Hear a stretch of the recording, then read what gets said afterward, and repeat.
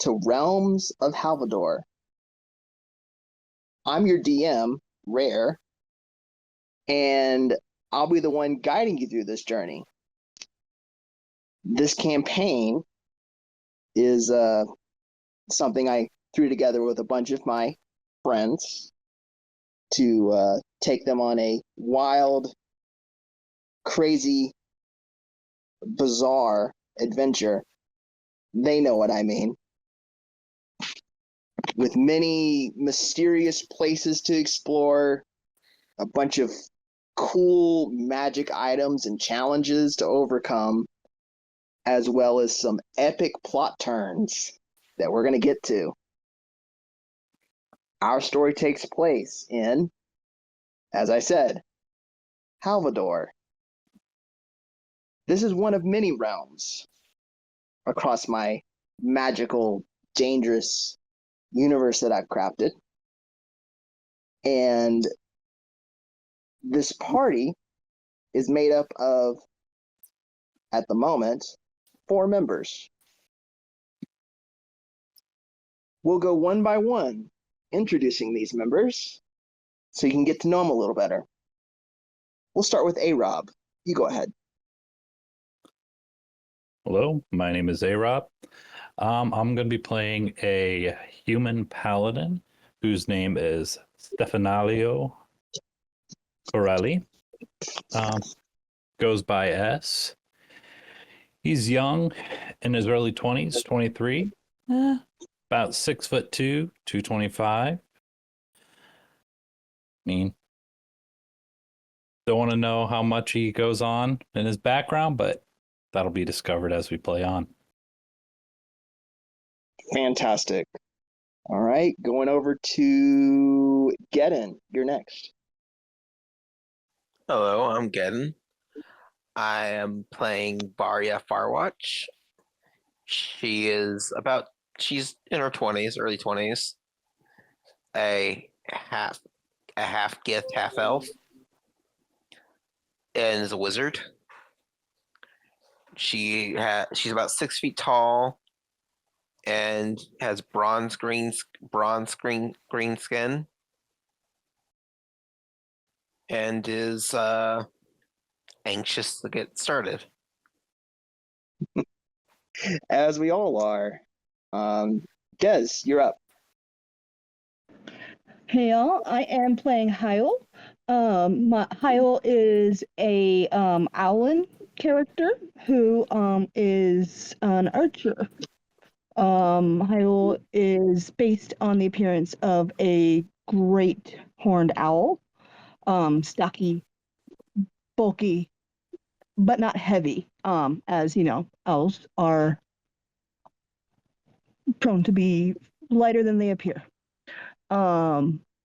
So speckled brownish gray feathers all over, hints of an orangish tone of brown across the face and on the crest of its head, white ears and a white chest. Hyle wears leather armor, and strangely enough carries nothing but a quiver at its side. And also wears a bandana around its neck, bearing the city guard colors, the troop colors that he hailed from prior to meeting y'all. Awesome. And last but not least, Void. Hello, I'm Void. I am playing Darjo. He is a 4'6", 4'6" amethyst dragonborn wizard. He has dark purple, almost black scales, and his horns are amethyst crystals. Okay. Now that you've met our players and their characters, let's get into this story a little bit. This story takes place about 20 years after the previous campaign that we were in.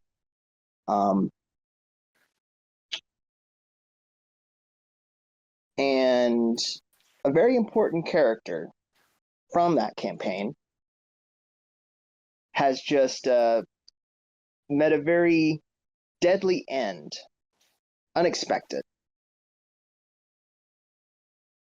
These characters have found out by either a note or a messenger of some kind, and have all gathered in one place to this funeral.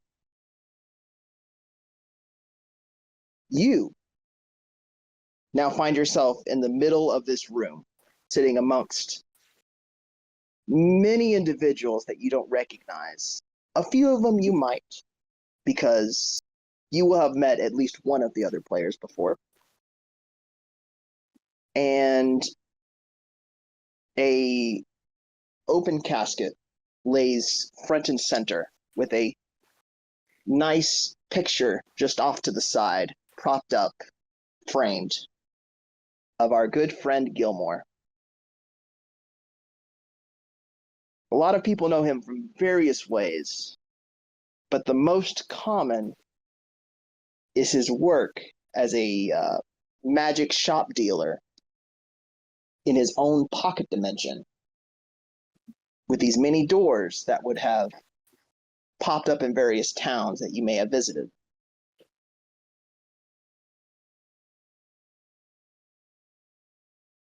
Now we take it to a particular individual, one in robes, a bit more formal robes, now that it's more of a ceremony here. These yellow and white robes with a crest of a hand that lays on a dangling necklace and a star in the center of this palm. They walk up front and center as the crowd begins to kind of hush, as they so eloquently begin to talk through some heavy tears, trying to hold them back. Today, we're here because of the world losing a bit of its vibrance. Gilmore, a man who has an immeasurable impact on our world and others, has gone beyond the veil. I know he has had a powerful effect on my life. He was a guide, a merchant, a friend, not to mention incredibly flamboyant and over the top. It's hard to imagine Gilmore without his vibrant shades of purple and pink. Though his soul has gone onto the other side, and he is no longer sharing his presence with us, we can share his memories amongst us all. We have a legacy of the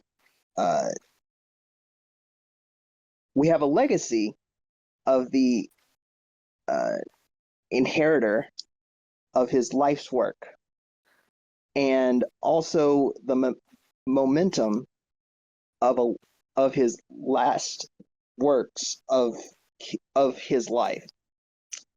Though his acts, we can see how the fabric of the world has shifted and shimmered. I encourage you all to carry on his will. Find the ways to bring his vibrance into the world around you. Be uniquely yourself. Be present, and find the endless connections that exist around us. As they close the book that they were formally reading from, and go to comforts some individual that they that are sitting in the front row, who is bawling tears. They sit right next to them as another individual also steps up.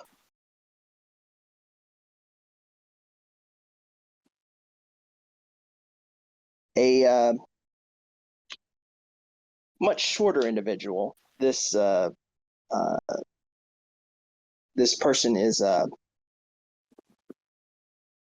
wearing these almost reminiscent of Gilmore in a sense, these formal garbs of kind of flowing robes, as well as a kind of a magical purplish pink shimmer. They also begin to speak. Gilmore was a mentor, staunch ally, and friend to me. He was a Seward businessman who garnered trust and gave aid to countless people from all walks of life, from many different worlds. In his less known occupation, he safeguarded the boundary between the multiverse for several lifetimes and squelstered away many dangerous items that not even I, his successor, know about. A man of great intelligence and compassion, who ultimately lost his life performing his duty. I'm glad for the time I knew him, and I will miss him deeply. So let's have one last goodbye to give him. Simply turns to the open casket in picture. Goodbye, friend. Before they too step back and have a seat.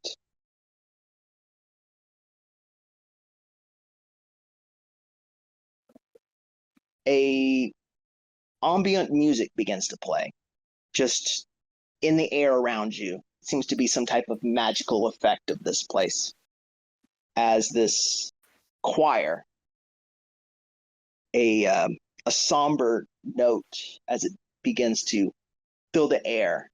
A couple more individuals step forward, laying some gifts at the front of where this casket lays in a small box, as well as a one other individual that looks oddly similar to the picture of Gilmore, but maybe aged a few more years. He steps forward himself, and you can see him lean over the casket before a single tear drops,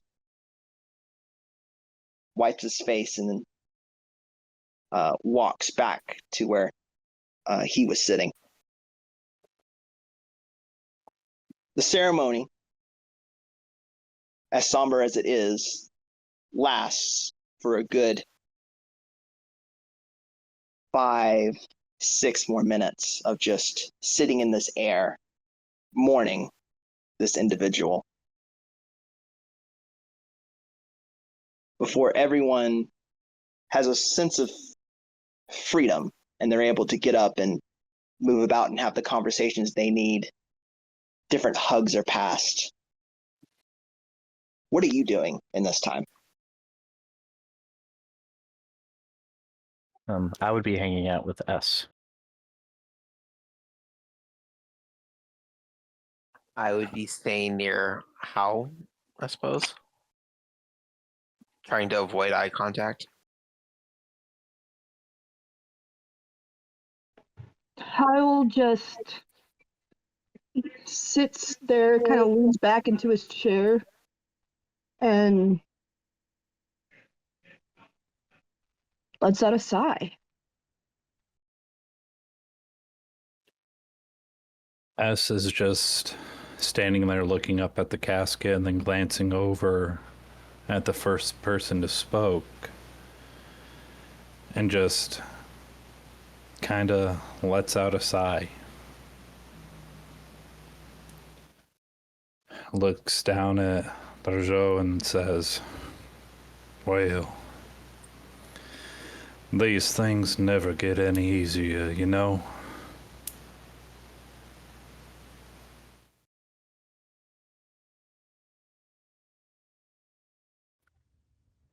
Yeah, it's always sad when somebody you looked up to passes.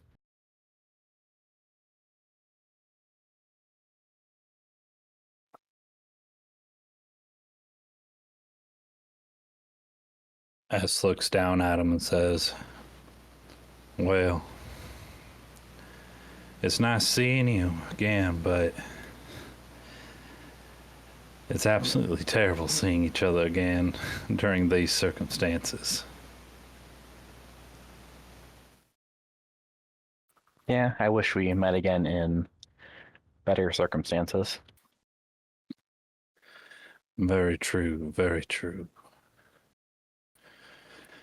Oh, well.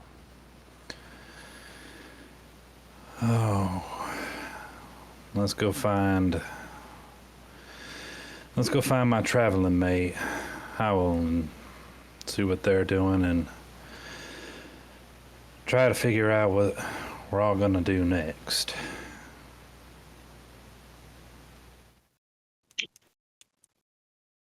On the way over, Hal, you have a very familiar voice that you hear every occasionally, sometimes once a day, sometimes more.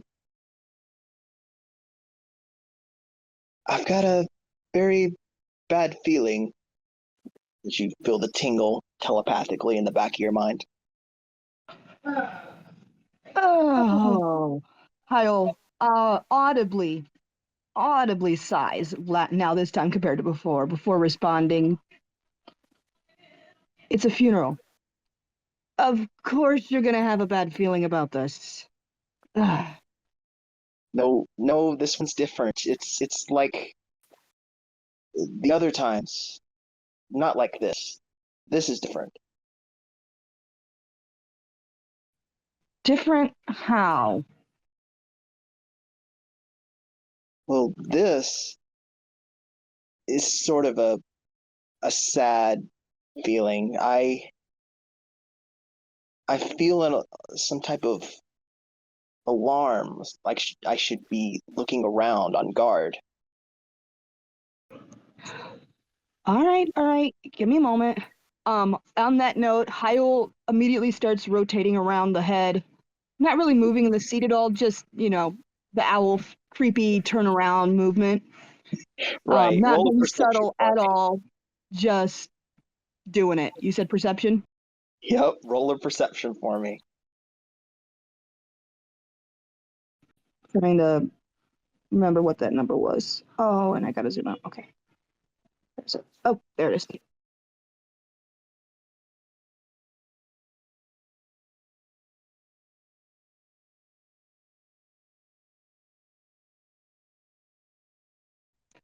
An 11? So I'll tell you what you do see, then you can take it from there. As your head spins around, you begin to do your, military training, proper observation of the place. And you'll notice that a slight just in one of the window panes that are high up, way above the front door, as a shadow just slips by. You didn't get a glance of them, but you saw something there. Immediately stands, faces those windows, and starts to fly up there. I don't frankly care for the setting. Just goes, doesn't even say a word, just flies. So everyone else just watches as Hal flies up to this very colorful window pane that's sitting above head there. Glancing outward, you see through the color the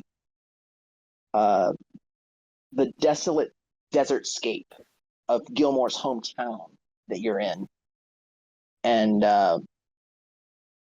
you don't really make any immediate alarm of anything. What is everyone else doing as you see an owl? An owl can just fly up to this window pane and begin to look around.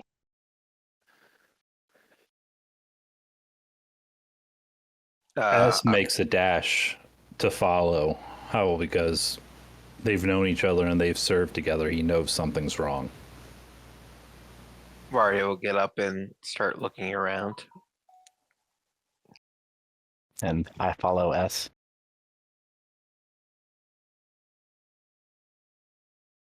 Okay, so you follow your way towards the front door. Who is the first to get there? Who wants to open it up? I will. Okay. I'll have you roll the perception check now. Okay.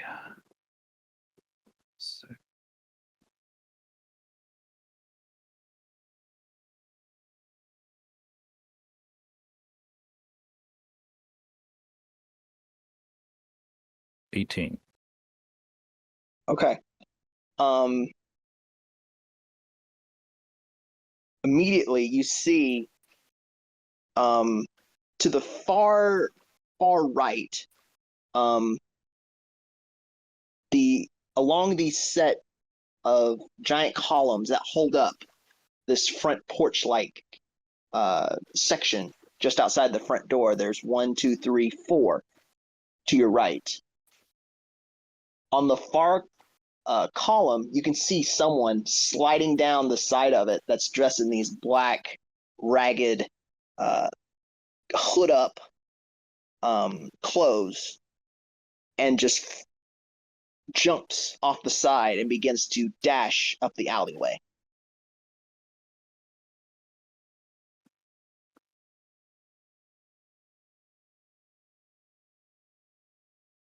S turns back. Oh, this way. Come on. Hearing that, immediately going to follow the order. Immediately going to follow the statement. Okay. Looking it, by the way, not sparing anything for movement, like completely running at flying speed, basically. Gotcha. You both of you are the first to reach the side of that building, one a little higher than the other. And peek around the side as you see them zip up to a T section and take a left. And the cloak just flips around behind them as they take the left. Oh, I'll follow on the ground. You take up higher. Naturally. Booking it again as fast as I can fly. Taking corner cuts over buildings if I'm able to, if they're single story, etc. I'm going to fly over those buildings. Gotcha. And I'm following on the ground, running. I would like everyone in pursuit to make a dexterity check for me.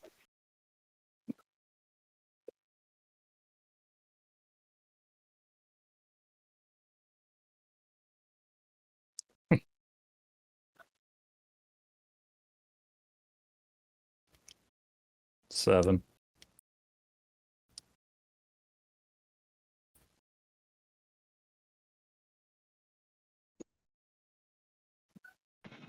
Ouch!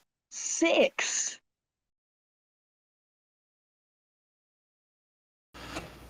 Seeing as how Varia doesn't know anyone here, she'd probably follow after they start chasing. Yeah.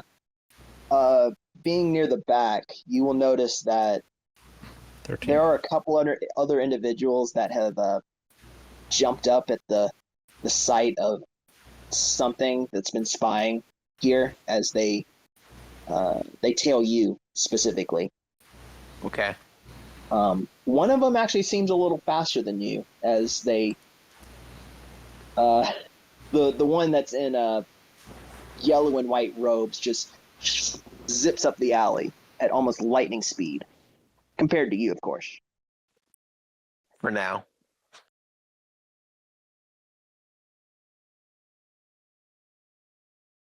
S, you immediately take the left. That's right there. As you see that they're standing in the middle of the alleyway, just kind of looking over their shoulder as one purplish eye just kind of glistens there, just staring back at you. And you begin to run. You begin to just instinctively just take that turn and skid and run forward as you trip over top of a trash can. And they just turn back and begin to dash ahead. Hal, you hear the trash can and you just dart that direction instead, as you see your friend there has fallen onto their face, and the other individual's running out the other side of the alley and takes a right. Everyone else seems to catch up in that T section. But one individual, the one that's in yellow robes, just zips past everybody out the other side of the alley. You could see them basically running on walls at certain points, trying to get up over obstacles as they just jump to the side and begin to chase this individual.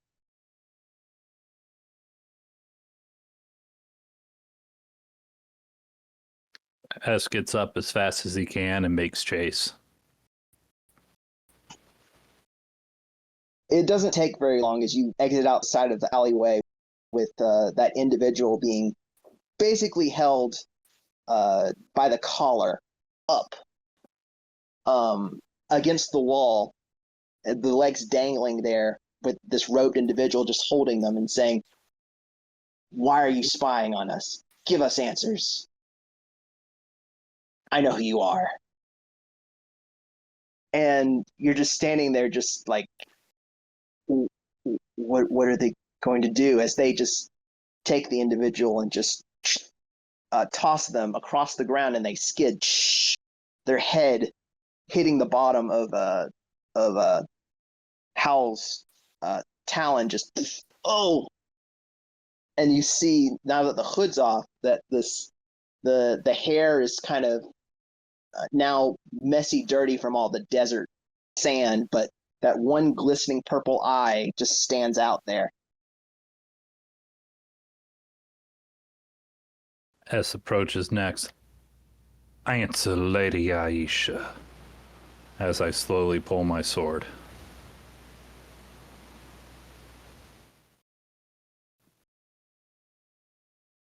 Aisha approaches, kind of cracking their knuckles, and says, "We need to take them back for a few questions, if you don't mind. I don't plan on hurting them, but they have some answers that I need." With my holy symbol very visible, S bows. As you wish, Lady Aisha.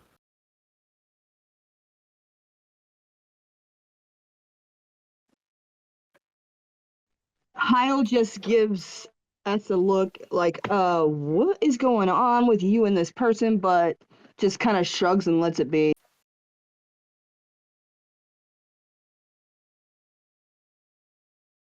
And we'll go back to the giant temple that everything was set up in.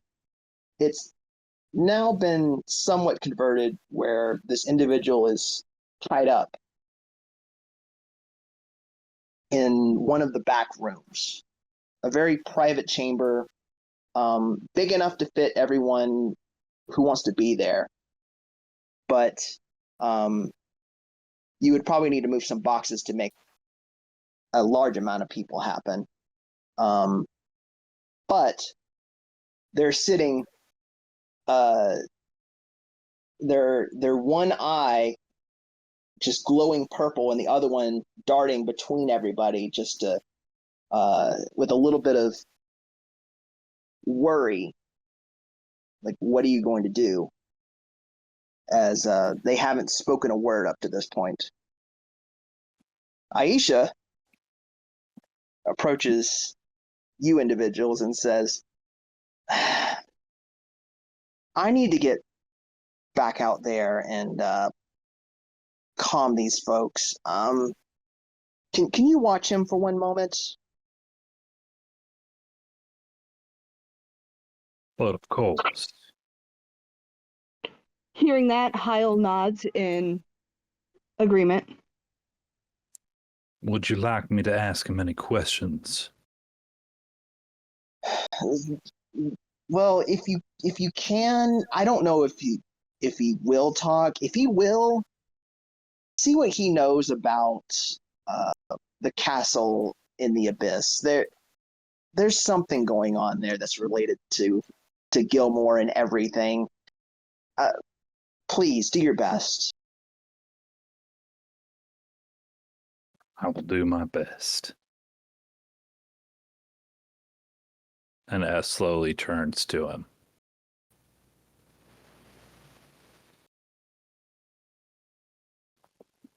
Aisha just kind of leaves it in your hands confidently as they turn and exit, closing the door behind him.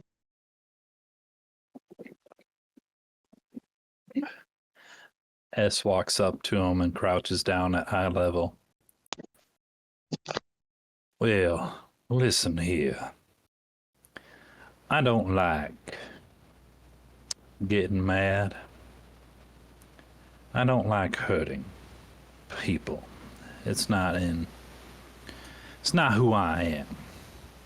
But it's something I'm willing to do to get the answers I need. So start talking, or you're gonna start losing appendages. So unseal those lips and start answering some questions. Capiche?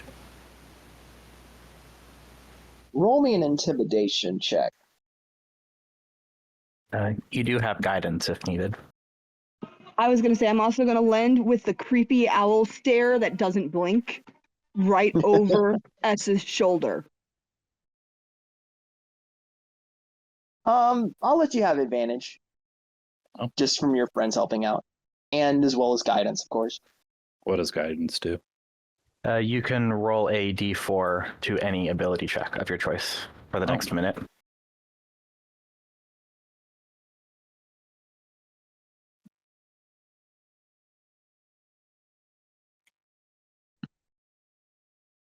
Well, I think at 26 it's going to succeed, but I do get advantage, so.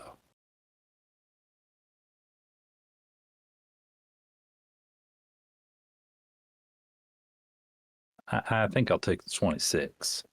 I think guidance only goes to one of those rolls. Oh, well. You can No, choose. since it was advantage, he gets both. He gets it for both rolls. Okay. Yeah, the second one was just to determine which d20 was higher. Yeah, you can choose to roll the d4 before or after any roll. Oh.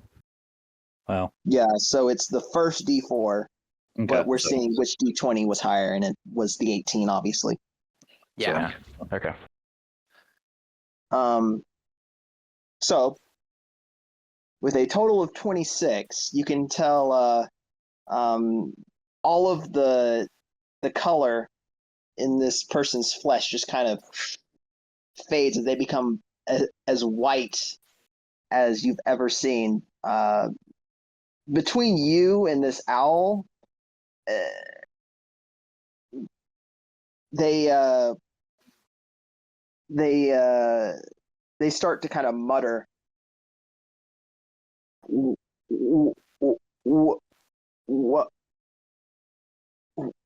do you want? Well, why don't you tell me everything you know About the castle down in the abyss. Why? Well,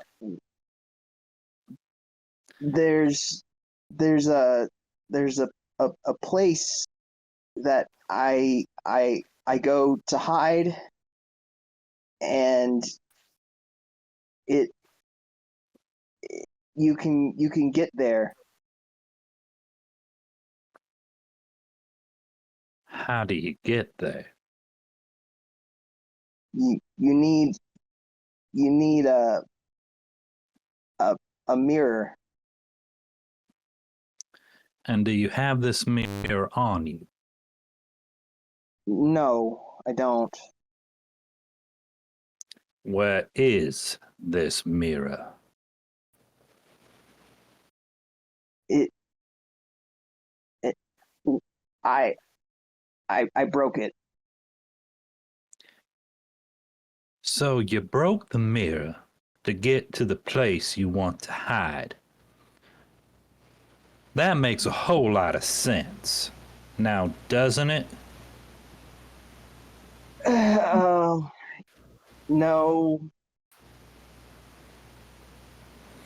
Now, why should I believe you? I don't know. I don't hurt me. Well, you answered a little bit of the question. But I got one more. Why were you spying in on the funeral? Well, I I wasn't. I the the the king, he wanted to see what was going on.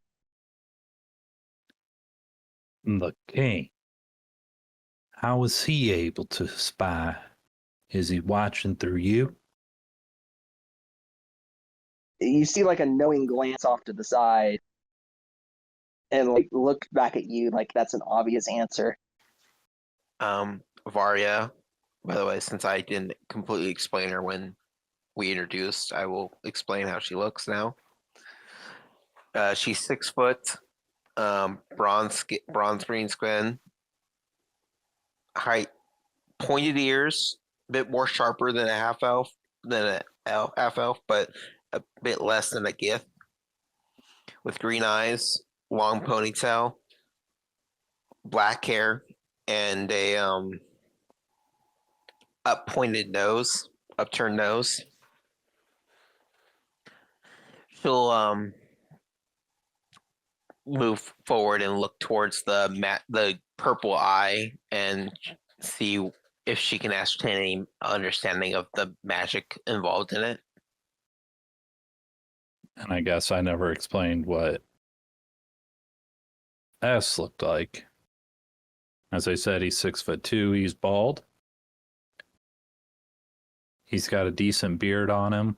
He's tan skin from all the work that he does. He's wearing chainmail armor head to toe. He uses a longsword and he has a shield. But let's get back. Oh, she's also wearing leather pants and a white blouse that's tucked in a cold. You're welcome to roll an arcane check to figure out what this is. You also have guidance. It's a cantrip, so assume you have it. Okay.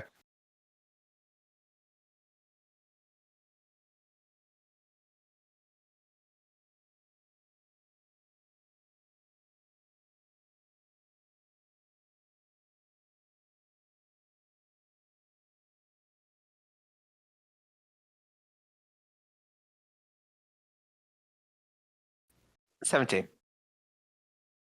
Okay. You at least know generally what this. You have an idea of what this could be. There is a such thing as a type of peering stone, where someone with another similar stone in another place could look inside of it and see through this one. Okay. Barry will say, yes, the that eye he has is being used to relay information to the king specifically. Is He- that so? Clearly, Hyle's hand drifts down towards the quiver. We need to cover that eye. Hey, Vane, what you got for me today? How about this? You reach inside and it pull out an eye patch. Works for me.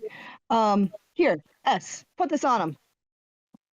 S just kind of gives a side eye, knowing exactly what just happened. Thank you, Howell. And thank you. Takes it No problem. and puts it up and over top of his head to cover up the eye. Now, question, Rare.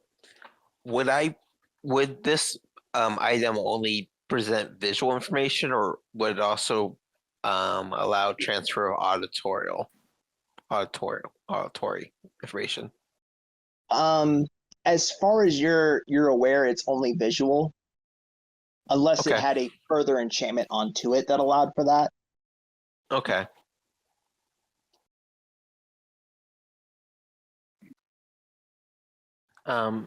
It should be safe now. It most likely doesn't have auditory unless it's been specifically enchanted to include that. It'd be better to assume that it could see through all of the guy's senses, wouldn't it? Probably would be safer, but not much I can do about that part.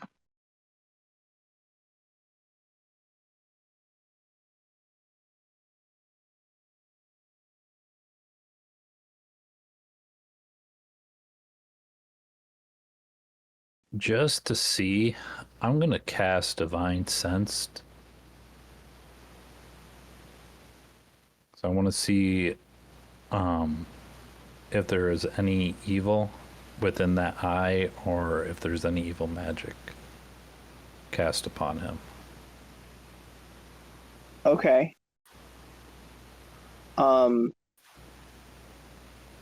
Interesting enough,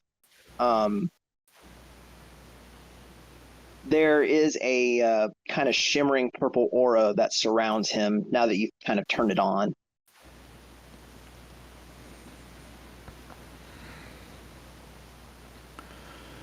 Well, this is interesting.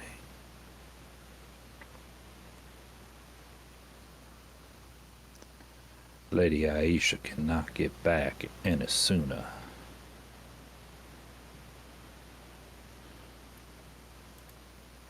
This individual just kind of sighs before you can see them like let out a breath as it kind of abnormally is sort of cold as this smoke of just cold air comes out.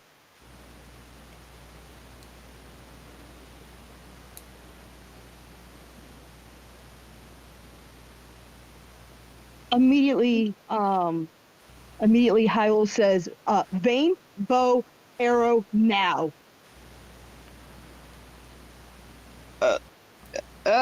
As you feel behind you, just reach in and pull out a fire arrow.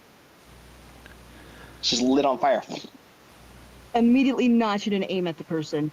Stop this now.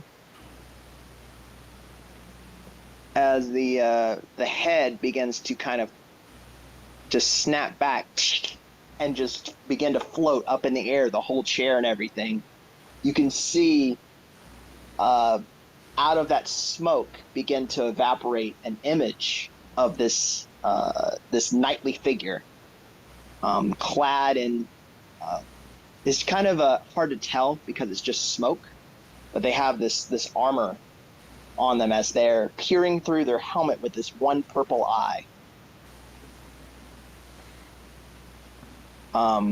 This apparition stands about 6.5 feet tall, and a large sword, two-handed, is on their back. As their arms are just crossed right there, just staring from person to person in the room. As the gaze kind of meets you, you feel that same chill run down your spine. And they look over at the arrow as the fire goes out.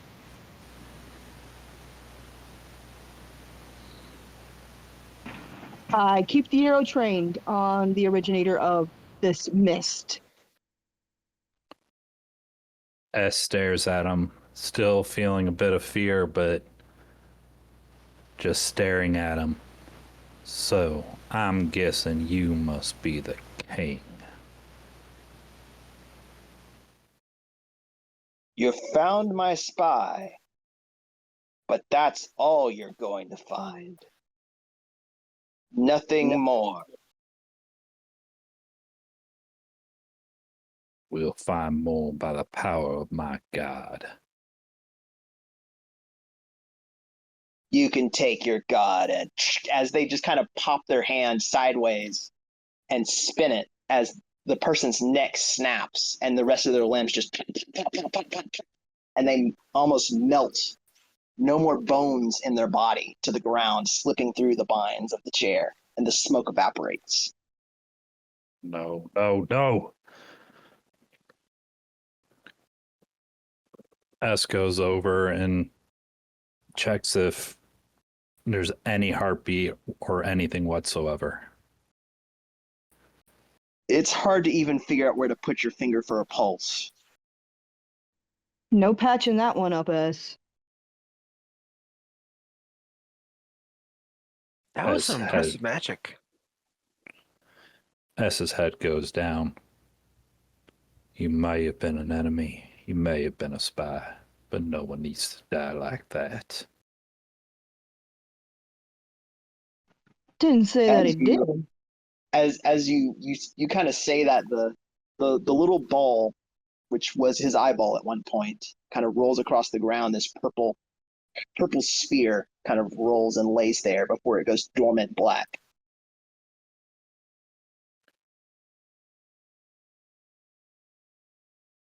I would suggest we keep that somewhere safe. He may be able to use it again at some point. And where do you recommend something like that? I suppose a place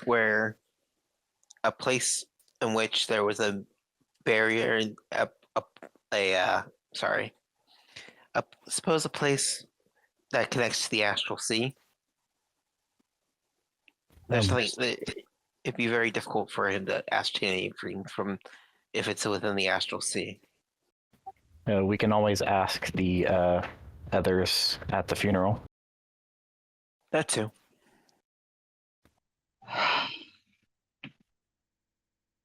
Man. Can we go find that one dude that was talking? I know You you're a mean battle Reed? seeker. Sorry, both of you talked at the same time. I couldn't understand what either one of you said. Sorry, you mean Reed? Sure. Go with that.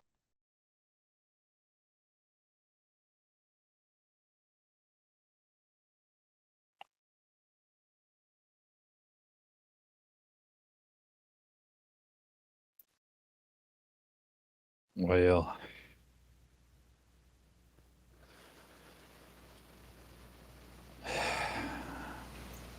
I guess we should. Hell. Lady Aisha's not going to be too thrilled about this.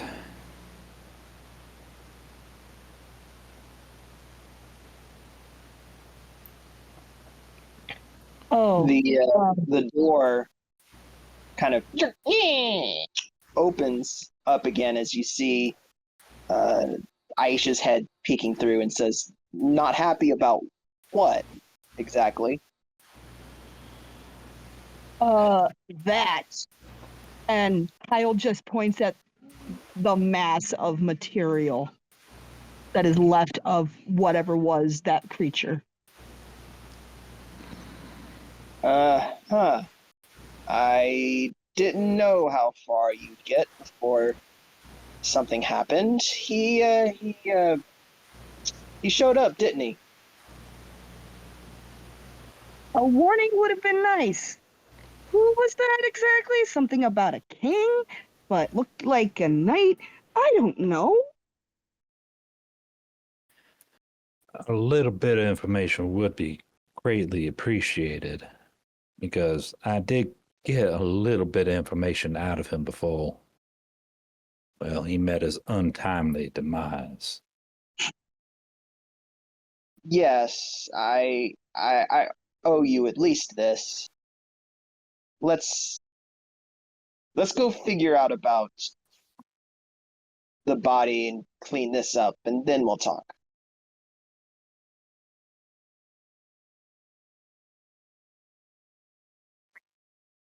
Kyle just pulls the arrow in, what's left of an arrow, and the bow into their left hand, and just kind of shakes his head and just, this is over me. My goodness.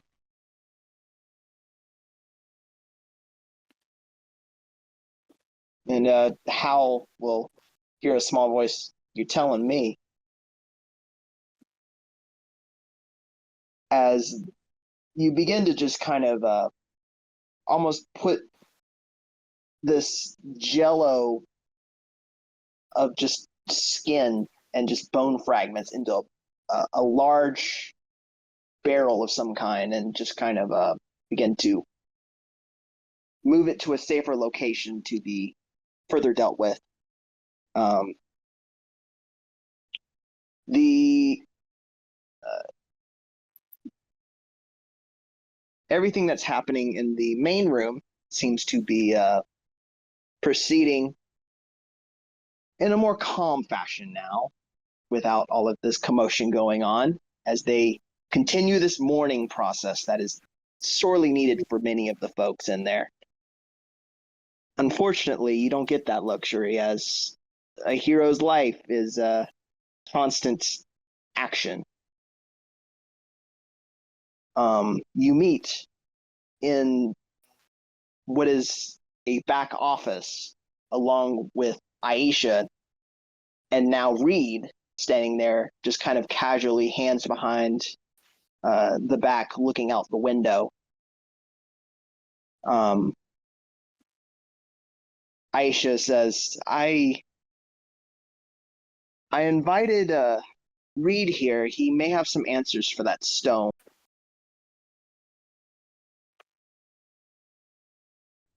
Reed picks up the stone, which is in the center of the desk there, with mage hand, and begins to a glint appears in Reed's eye before kind of turning to everybody else and says, "This is exactly what you think it is, and more." It would appear that this little spy you ran into has a way of peering in on certain individuals using this stone as an eyeball. Very odd tactic, but I suppose it works.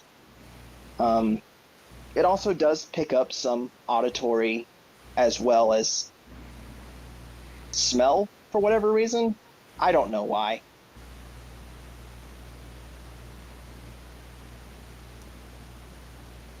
Reed, would the stone need to be occupying someone in order to process information, or is it still can it still be activated without a person control, without with a person needed. Oh, it can be activated, of course. It just needs a someone on the other side to turn it on. Basically, that's all this is. It's a smaller piece of a larger peering device somewhere else. Simple, straightforward, is what it is.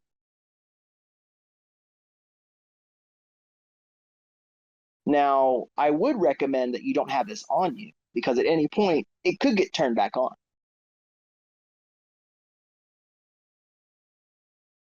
So would you sequester it away? Yeah, of course. I have. Look, I have the perfect place for it. A very secluded realm inside of a secluded realm inside of a secluded realm that he can watch at any point at any time he wants. Okay? Very well.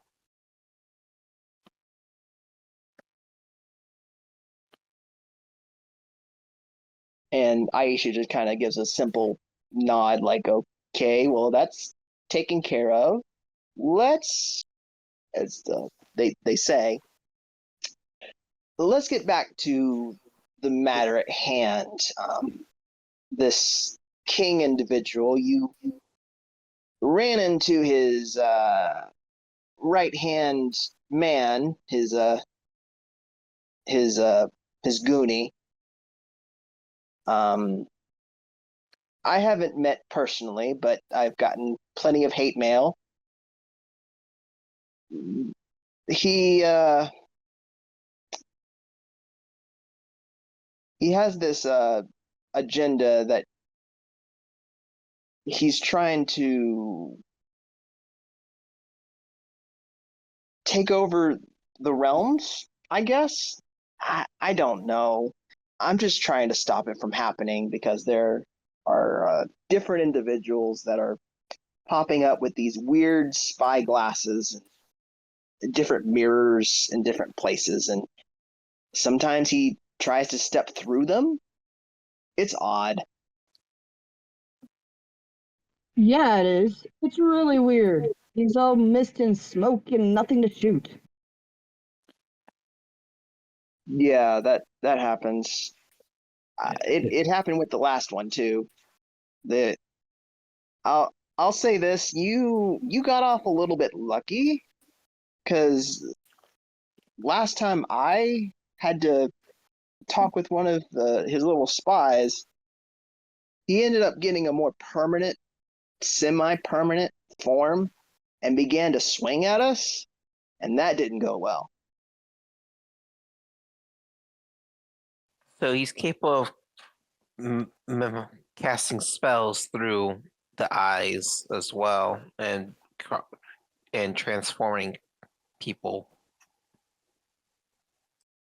He can certainly take over people and kind of project himself in a somewhat physical form. Yes, if that's what you mean.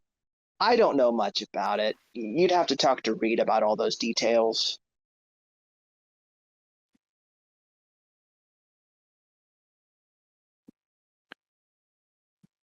All I know is that there are more of them. We haven't been able to figure out their new hiding place, but apparently there is one, and there's a mirror over there. Whether it works or not, I'm not sure. He did mention he shattered a mirror. The spy. Yes, he did. Hmm. But he did also say that he was trying to escape through it. So maybe he has some pieces. I guess the whole goal is to kind of make sure these pieces of the mirror don't fall into the wrong hands. Because the moment that happens, then he could fairly easily jump through and begin to rain havoc on this side as well. Nobody wants that. Do you have any shards that we could look at, see if we can find any others? I have collected a few of them, yes. None of them seem to be the same up to this point. It seems to be pieces of a larger mirror. None of the puzzle pieces connect yet. But let me read, please, as Reed just kind of waves, and then a chest appears on the center of the table once again, but click, click as a lock flips up and it opens. And you can see these kind of purplish blue little pieces of different shapes, all these jagged shards of just a mirror inside of this box. It has to be about 10 different pieces inside of here on a kind of a blue cushion. After seeing this, I will inspect the body to see if there's a piece of a mirror within the garments of the body, I guess. And I'll check the shard. I'll like to roll Arcana on the shards themselves. Okay, so an Arcana check and an investigation check.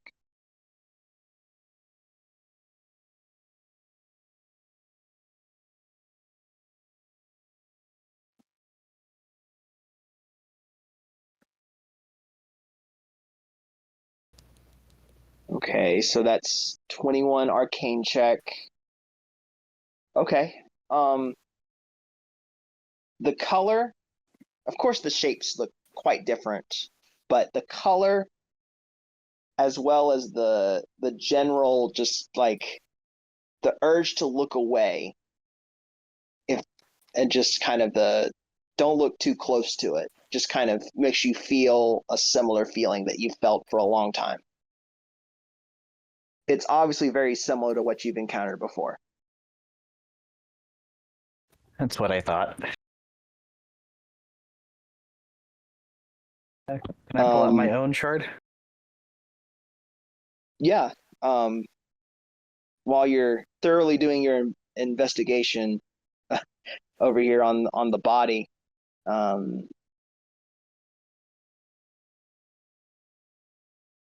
Darjo, you kind of reach into this pouch and kind of pull out this cloth, unwrapping it, and there's a similar looking piece of shard just inside of this cloth you're holding in your hand.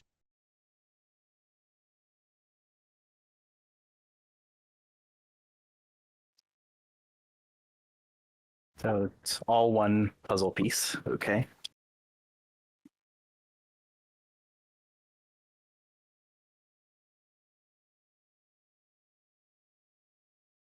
How similar are they to the one I currently possess?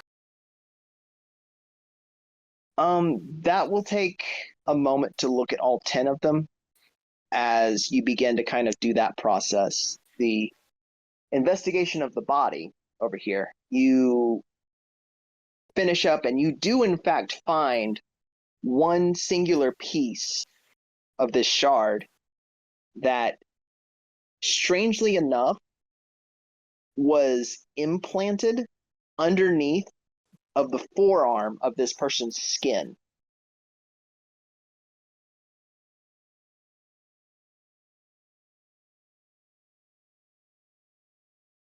That's interesting. Here's another shard. It might need clean up a bit.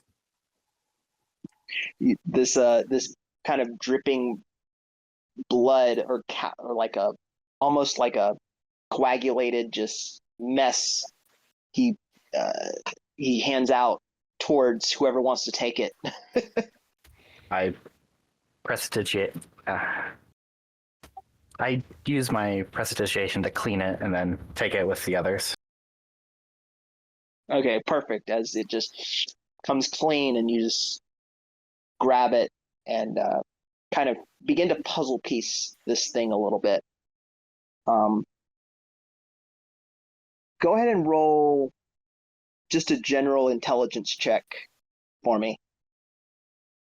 I will assist. With advantage. So roll it twice.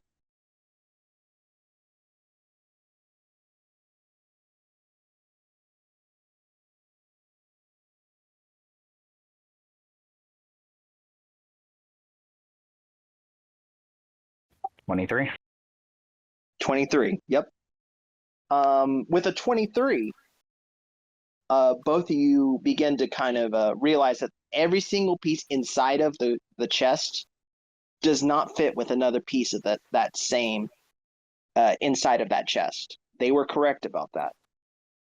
However, the one that you found inside of the body, as well as the one that you already had on you, both connect. As you can see, these jagged, misshapen shards begin to just kind of align. And as soon as you get it close and just kind of figure out like, oh, these do connect, they and connect to each other, almost like a magnet, and seal together.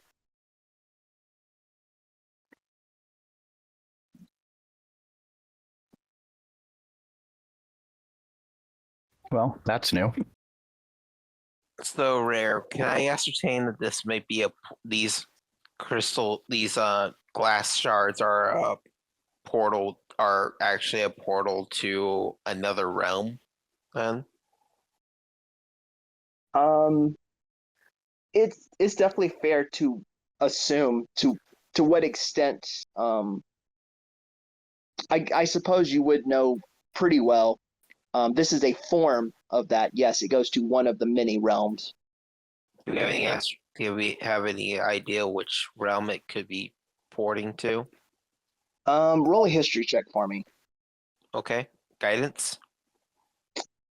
Assume you always have it while I'm in the room.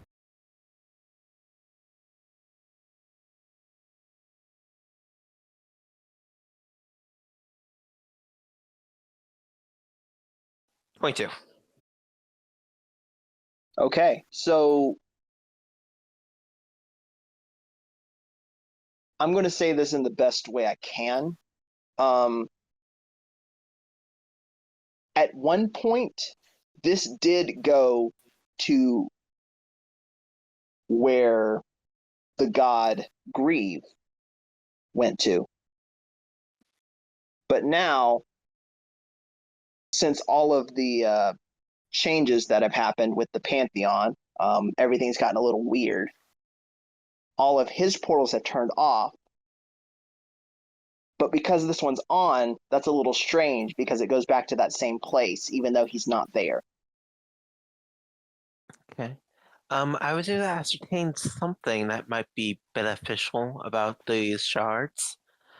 Apparently, these were originally portals to Grieve. However, they're not anymore, but they still connect to the same place that he is from.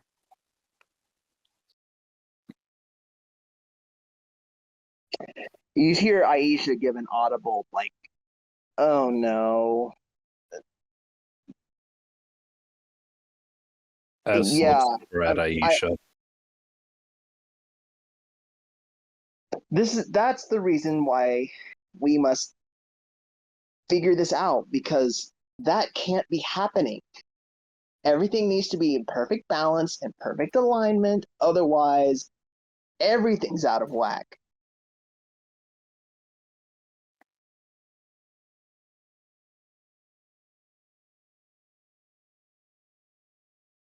Esclat glances down at his symbol and then back up at Aisha.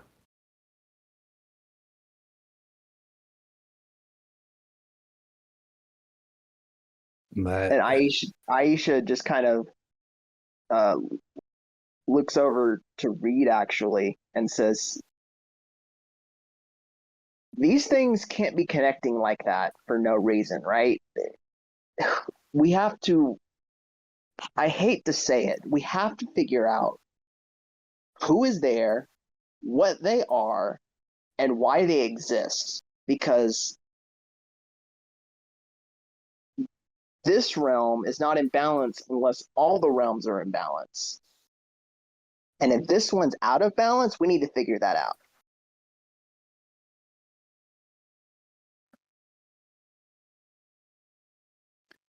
How much bigger is my personal shard since it connected with another? Yours is actually a little bit bigger than the one it connected to. I'd say like maybe a few inches.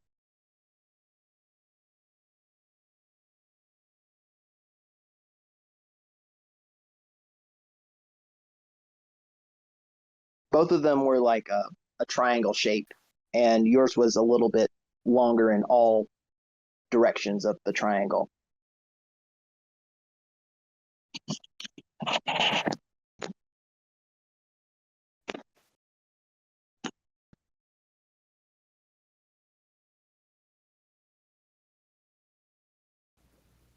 Well, I've definitely done a lot of research into these because I've had my own shard since I was 8. So I guess I'm stuck here with you guys till we figure out what this is.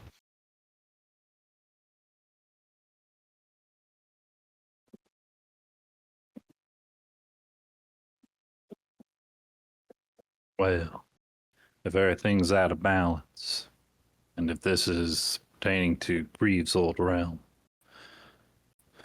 I'm sticking around to help. Because that means many lives are in danger.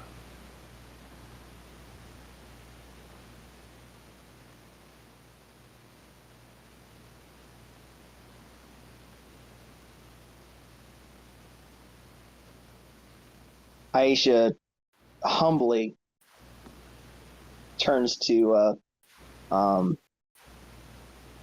Howl and just says, not everyone's obligated to help unless they really want to. And just kind of like shrugs and looks at you. I mean, I'm game for an interesting tale.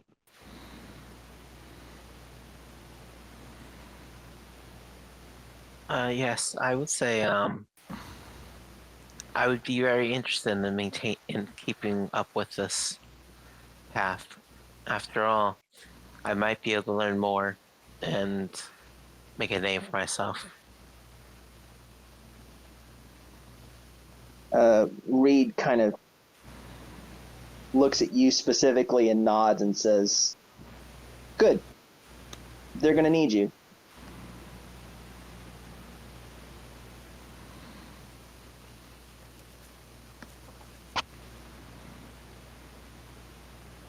Well, anyway, as Reed just kind of turns and generally looks at everybody, I have places to be. I have a client. I have to go back to my shop. It's a very timely thing. You wouldn't understand. I have to go do some business as just kind of wanders off. It was good to meet everybody. Um, Goodbye. You know where I am. As he kind of like the last thing you see around the corner as he dips through the doorway is his finger, and kind of a sparkle as he kind of dips around the side there. Aisha turns from that to everyone else and says, anyway, I guess your first mission, I guess you can call it a mission, a quest, whatever you want to call it, is to go figure out where this individual's hiding place was and see if there's any more of these over there. Because he said it broke, right? He broke it.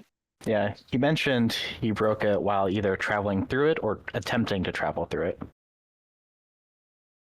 Yeah, that kind of makes me believe that there may be more over there. I have a general idea of where this could be. You could probably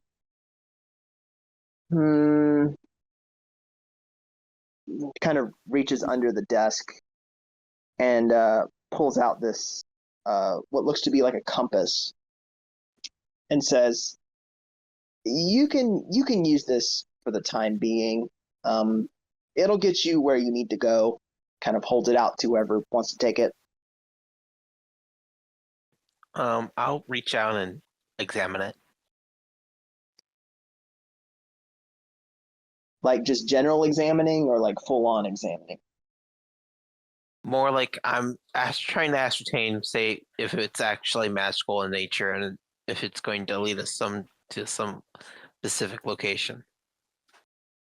So yes, as you can kind of look at it, you kind of generally flip it over a little bit, and you can see there's a compartment in the very bottom center of it, and it opens up to reveal an empty hole, and you close it back and kind of look at the compass. It's not pointing any general direction as you turn it, and you just kind of look at it and say, well, it has those runes on the side. This is obviously some type of magical thing. It requires some component to it to make it work, but it is magical in nature. Okay, can I assume that if we place one of the shards in there, it'll lead us nearby other shards? As Aisha just kind of reaches into the box and pulls out what is probably the smallest of the shards, which is maybe like a couple centimeters on either side in a small square, and says, put this inside the compass. It'll take you to more of them. Okay.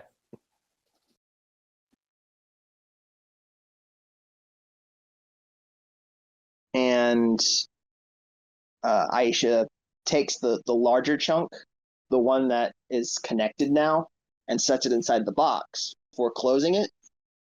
And with a firm just latch and lock, it disappears and goes back to wherever it came from. Okay, so I've had that shard for a number of years. What have I learned about it just through the time of me having it? Okay, so in the time of you having it, you've learned a few things. I'd like you to roll a history check to get like the full extent of it, but you have learned a few things. 21. Okay, really good.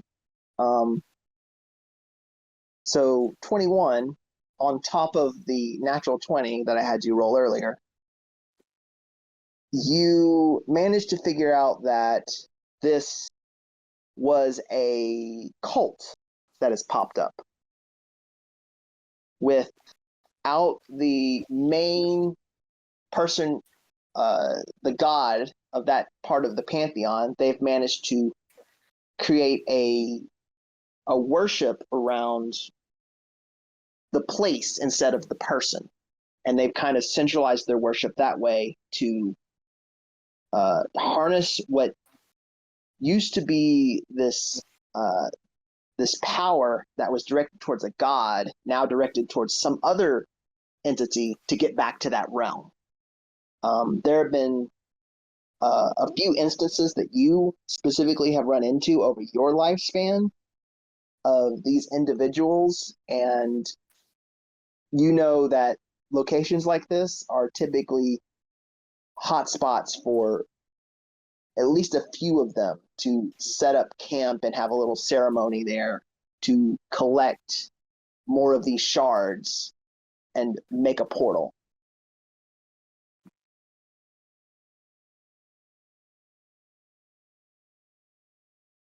So I explained that to everyone in the room of what I've learned about the shards so far.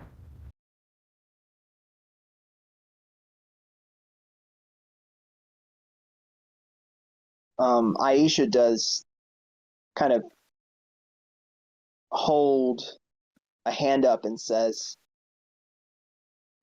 look, it's been a long day for everyone. not only with this, but also emotionally. Remember that. Let's take this easy. Take some time to yourself. You don't have to go today. You can go tomorrow. Sorry, I'm just trying to distract myself. And Aisha gives a simple nod and says, everyone has their own way to distract themselves, of course.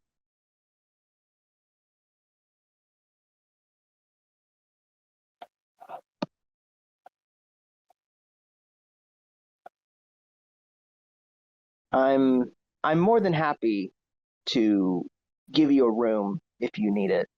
Uh, this town knows me very well and is willing to supply the things that I need at a very fair rate.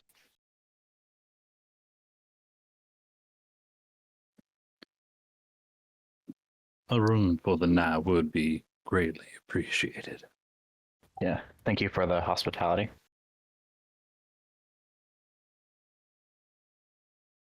Simply nods and says, there's a tavern that is right across the way. It's not very large, but it'll do for tonight. As as you enter, just mention my name to the bartender there, and the rooms will be yours.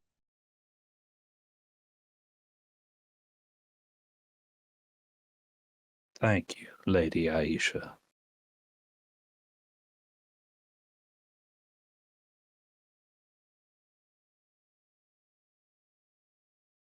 And with that, unless you have any other final words for Aisha, you head on back out past everyone in this main chamber, back out the front door to what is known by the locals as the Dusty Dame, which is right across the way. The hanging sign that is directly above the door is this wooden swinging pane that just kind of creaks as it swings there. It's a lady in this very fine dress and a drink held up in one hand in a more of a cheers fashion.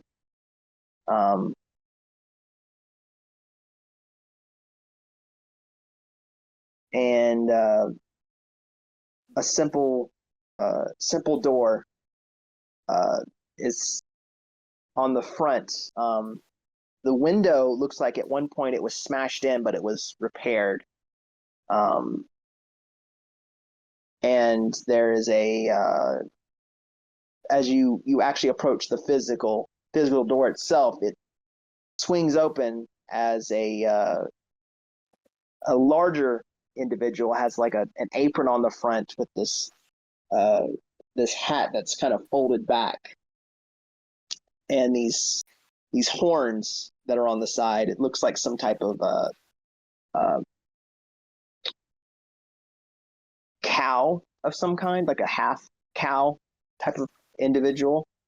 Has this his barrel full of dust and dirt and sand, and just chucks it out the door, nearly hitting you guys as it just kind of goes between you, and says, "Oh, well, sorry," and just kind of turns, walks back inside, leaving you standing there in sort of a moment.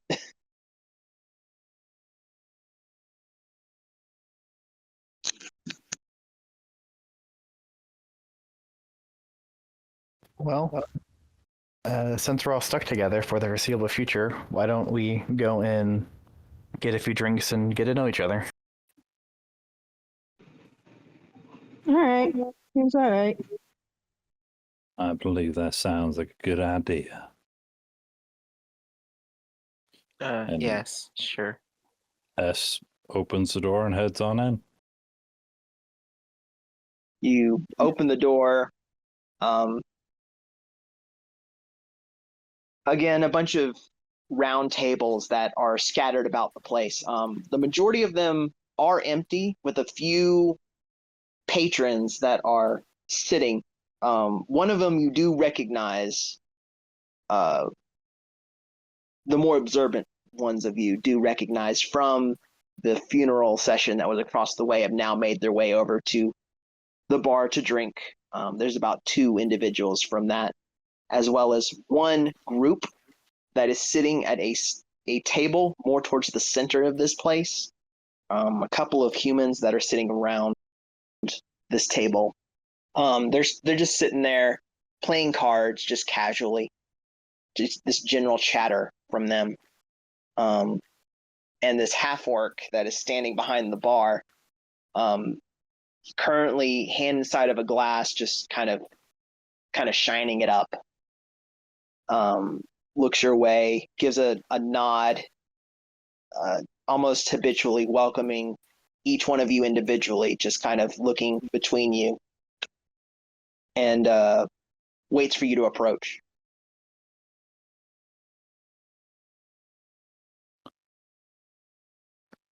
S walks up and said, "Good evening there, sir. How are you?" Good evening. Welcome to the Dusty Dame. How can I serve you? Well, we were sent over by Lady Aisha. She said that you'd be able to help us procure some rooms for the night. Yes. Aisha kind of looks kind of in a distant kind of way over his shoulder towards a small little potted plant that's on the counter. Has this maybe a little sproutling with a simple, just kind of hooked leaf that's coming off of it. I remember Aisha well. You're more than happy to get a room here, as well as a drink. Please. Me and my compatriot, so we just walked in. We'll each need a room if that would be fine by you.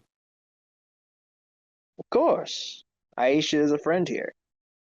Kind of looks up past you towards each one of the individuals, just kind of seeing if they're any trouble or not, just kind of using best judgment there. Well, I greatly appreciate your hospitality. And we'll take a few drinks and I'll take a seat down on one of the tables and we'll just have a bit of ourselves, a bit of, I'm sorry if I could talk, a bit of palaver. He gives a small chuckle before he pulls out 4 of these mugs that are made of this kind of a sandy glass color that has a woman that is on the front center of it, almost like a design logo for this place, and pours out almost in like a successive fashion out of one tap, just each one of those, and just begins to walk over towards your table. What you didn't realize before was this individual only has one leg and a peg leg. So you can hear the kakunk, kakunk, kakunk as they begin to walk slowly your direction. And set the drinks in the center of the table, and with a closed fist, just kind of flicks it open, and each one of the drinks go towards the correct person. He says, "Now you enjoy. If you need anything else, let me know." Thank you so much, sir. And I reach out to shake his hand. With a firm handshake, he accepts your accepts your gesture, and you can feel the manly spark of energy between you two as the release, and he begins to walk away. And as we release, he notices a single gold piece in the palm of his hand. There is a wink from him near the end of that as he strolls back towards the bar.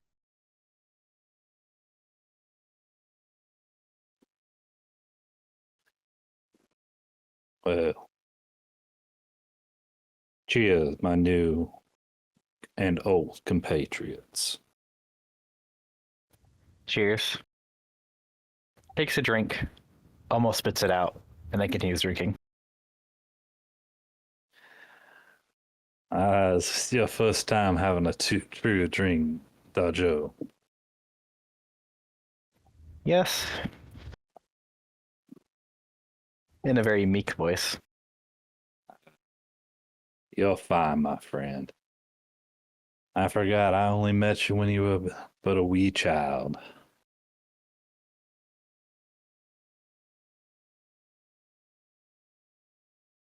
Varia will haphazardly say cheers and take a sip, grimace, but keep trying to drink it. Kyle raises the mug, stares at S for a moment, and then just starts to drink it a little bit. Not really shying away from it. S just starts drinking his like it's nothing. Well,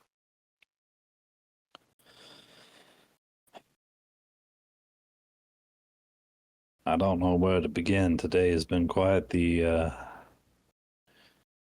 as Aisha said, quite the roller coaster. But Yeah, a ghost coming out of a dude's eye. That's definitely beyond a roller coaster. you're definitely living up to your nickname there, Hyrule. With that keen eye of Oh, yours. hush, Patches. S just smiles. Well, I guess we should go around the table and introduce ourselves fully. I know two of you from my travels, but I don't know you. Your name's Varia, if I heard correctly. Varia Farwatch. By the way, Andrew, how much Arob? Yeah. Arob, how much does S know about Aisha's experiences in the past? He knows a decent amount, just because of his deity. Okay. Would you say that's right, Rare? Right, correct. Okay.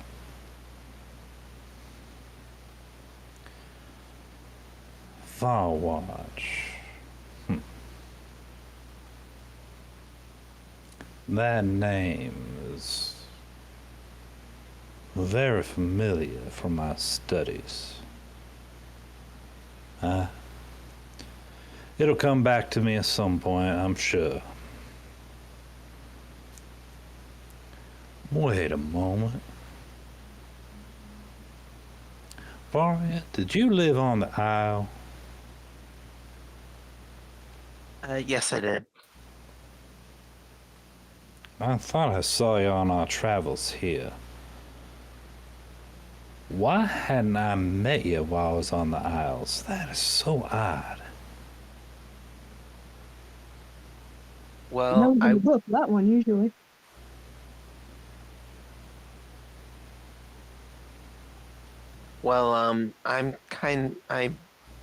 I tend to avoid other people.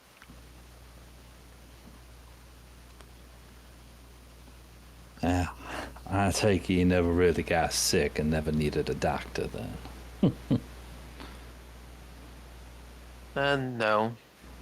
Although I did have to go make some visits for other reasons.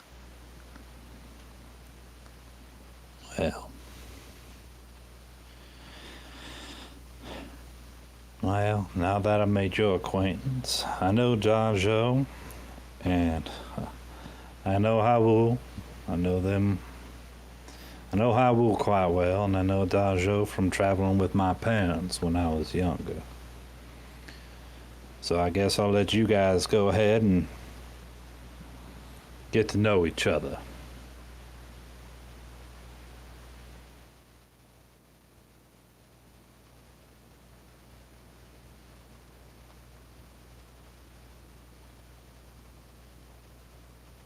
Well, I'm Hyle. If you need anything stashed away, let me know. I got, a thing. Oh,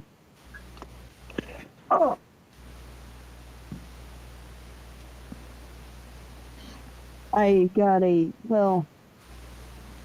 vein. I've got vein. If you need me to stash anything.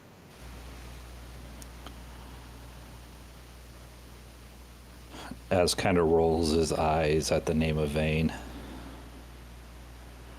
You have no idea, don't roll your eyes. You've never talked to him. No, but I've seen your interactions with him. I think that's enough for my reaction. Fair enough. Who exactly is Vane? Hyle literally points at the quiver. As Vane is kind of being thrown into this conversation, kind of leaking over Hal's right shoulder, which is where the kind of the end of this quiver sits, a single rope begins to kind of snake down the front of your chest, and says, you could tie him up. Wow. Thanks, Vane. Thanks. No. Okay. And it kind of snakes back in. All S does is put his arm out, like, see, interaction type of motion. It wanted me to tie you up. You have a sentient quiver? Yeah. Let's stop talking about Vane, because last thing we want to do is piss it off. Yeah, I did already tell it no once, didn't I? Yeah, let's not bring up that story. Don't want to have it happen again.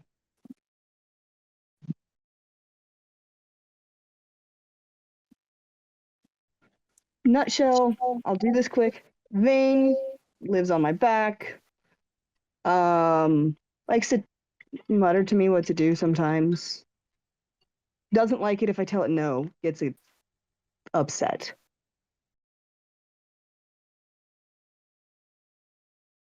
However, very handy at holding whatever I need to give him.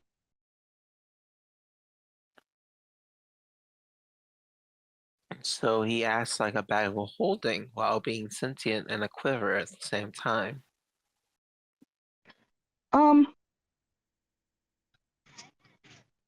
Yes, but no. Bag of holdings are bigger, if that makes sense. But that doesn't mean you're any worse than anything else, Vane. You're cool. Right? Yeah?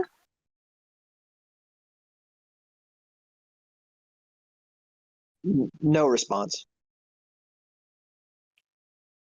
But nonetheless, Vane is a welcome part of this party.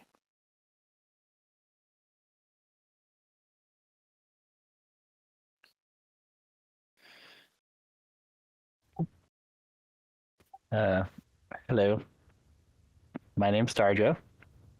I am fairly new to the mainland, actually, so I would appreciate your help guiding me around.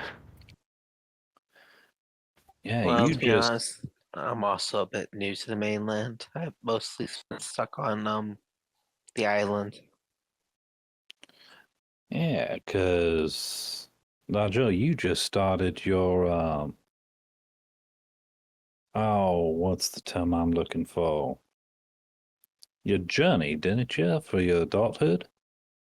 Yes, my blah, my Yeah. I By don't. the Yeah, my coming of age ceremony or journey or whatever. Well, you definitely got one heck of a coming of age ceremony, Johnny. But by the way, how's your mother doing? She's doing good. Her prosthetic's doing fine. That's great to hear. I'm sure mother and father would be very happy to hear that.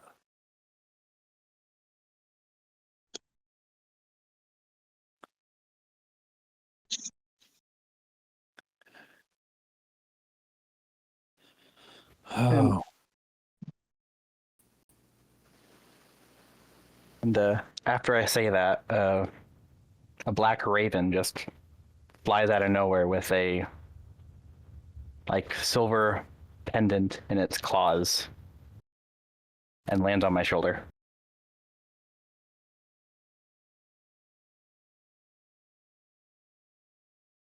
well. What's that, Dajo? That is my kleptomaniac familiar as I take the pendant from her beak.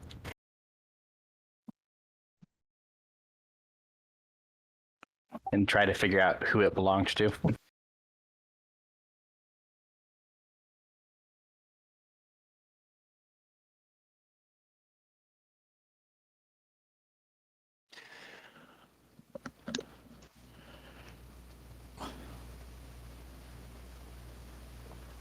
Well, that's interesting.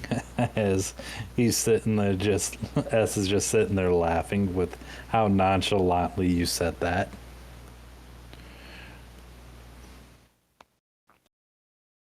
Can I make a check to see if anyone's missing any jewelry? yeah, go ahead and either perception or investigation, your choice.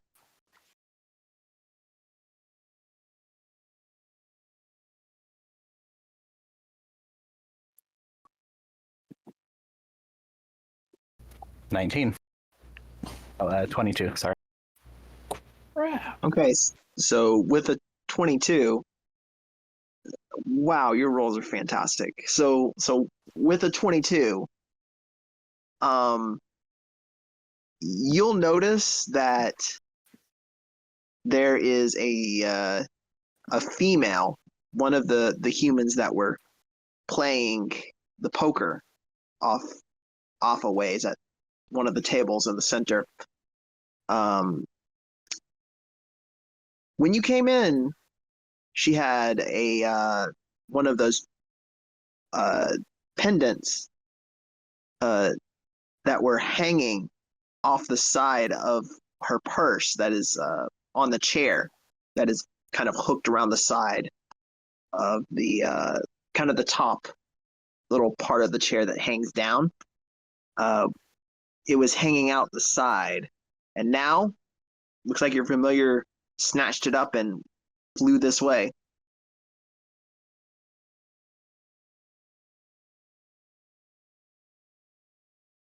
Of course, you take one of the most expensive things.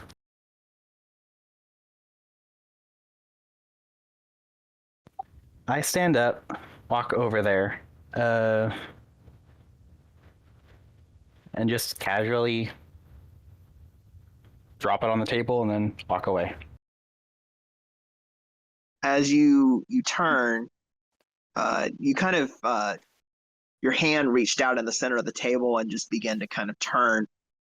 Before you can pull your hand all the way back, it is grabbed pretty firm around the wrist by this kind of a reddish skinned orcish individual. Just kind of like looks up at you with his side eye and just kind of gives you a weird sneer. and just kind of says,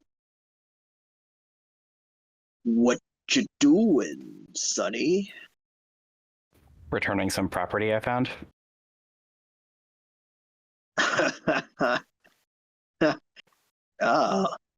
So you found it, as he kind of yanks your arm ever so slightly, pulling you closer to the table. We were wondering whose bird that was.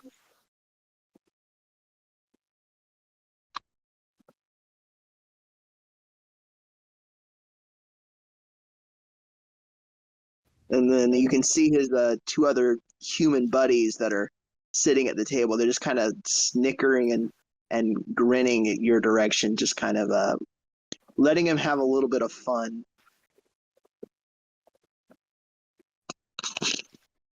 Hearing this, S gets up and turns and slowly walks towards that direction. Hey, Vane. Have one?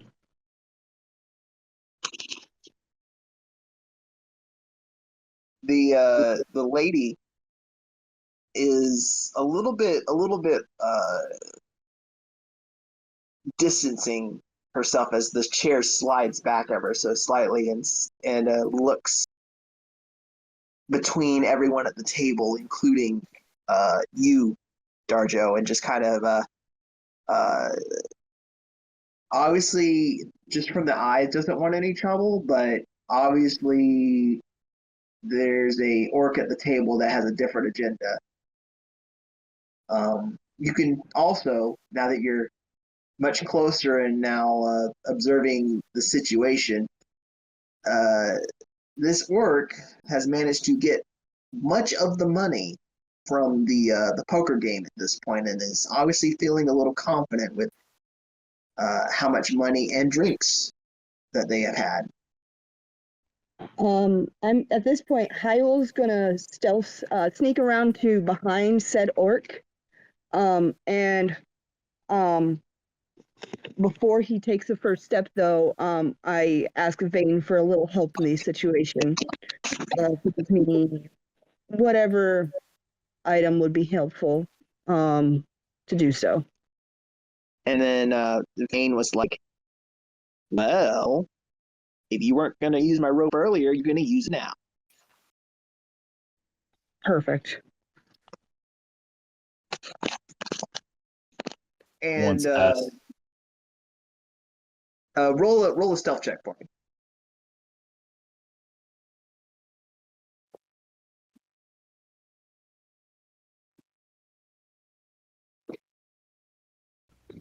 $12. Okay. I'll keep that in mind. As what are you doing, S, as you slowly approach the situation? walks up and places my hand on the orc's shoulder and looks down. Well, sir, why don't you please let go of my friend here? I think none of us want to have any issues in here. I don't, and I'm sure the owner of this establishment doesn't want to have any issues. As I just stare down at him.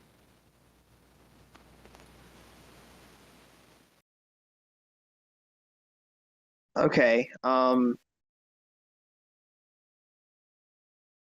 Roll a dexterity saving throw for me.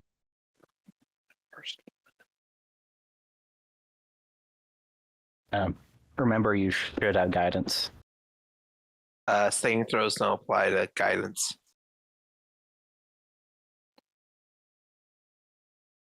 Nat 20!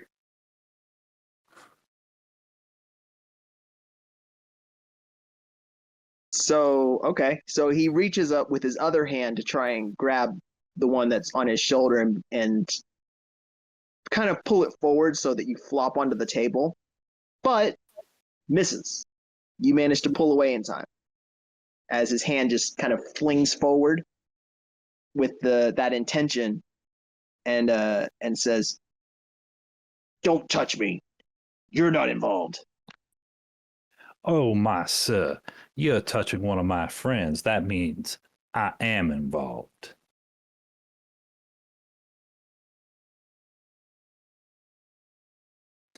And I'm just keeping his attention on me. Okay, you're doing a pretty good job. Darjo, what would you like to do at this point as your wrist is firmly gripped there? And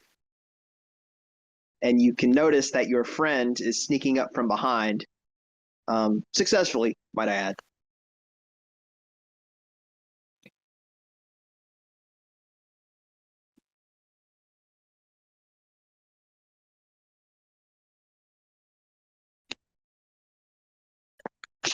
I would like to use prestidigitation to rapidly chill the part of his hand that's holding me, and try to break away.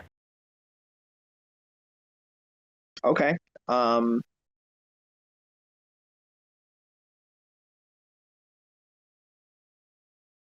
As you're doing this while he's distracted, it slowly gets colder and colder, to the point where he's just like he starts to feel it after just a little bit and just instinctively just loses his grip.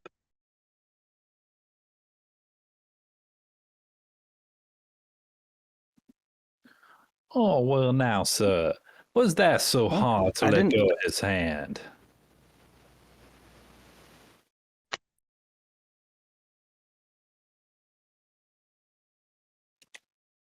Um,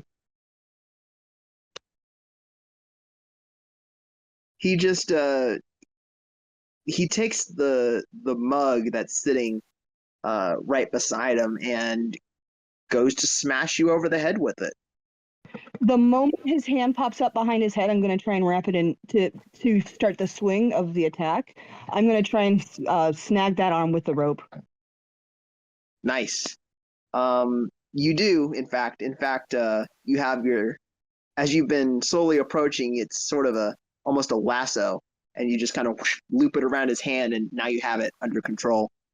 And the hand just comes inches from S's face, just as it skids to a stop. The wrist having this lasso around it. Listen, Greenskin, you don't want to do that.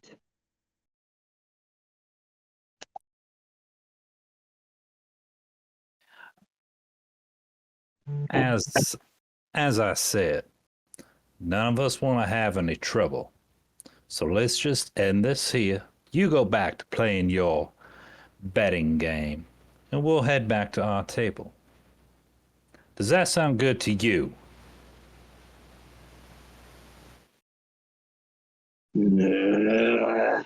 As he just kind of obviously has been Freuded one too many times in this particular situation, and just kind of slumps down in the chair and struggles to get the lasso off of his arm. Just a little defeated, but still like, I was right, with a small gruff.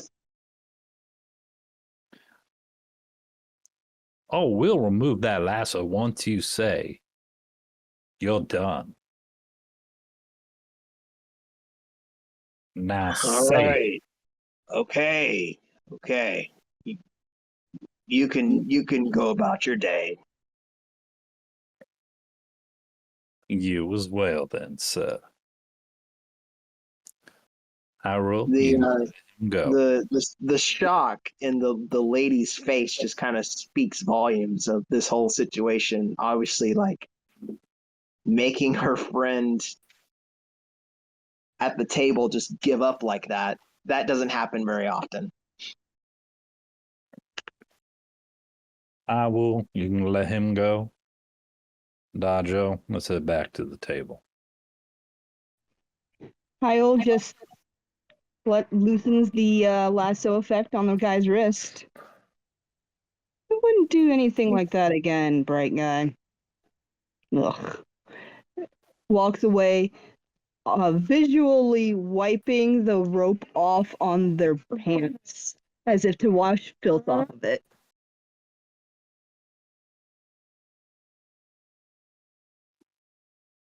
Well, I didn't mean for any of that to happen. Just try to keep your klepto bird in check, please. Because we might not be there to save you every single time. I say it with some sarcasm. Hey, anytime I get to shame an orc is worth it. Oh, I know. Normally when that happens, I just hand the item and leave and nothing happens, so... Well, that's amongst your people. This ain't amongst your people. I see that.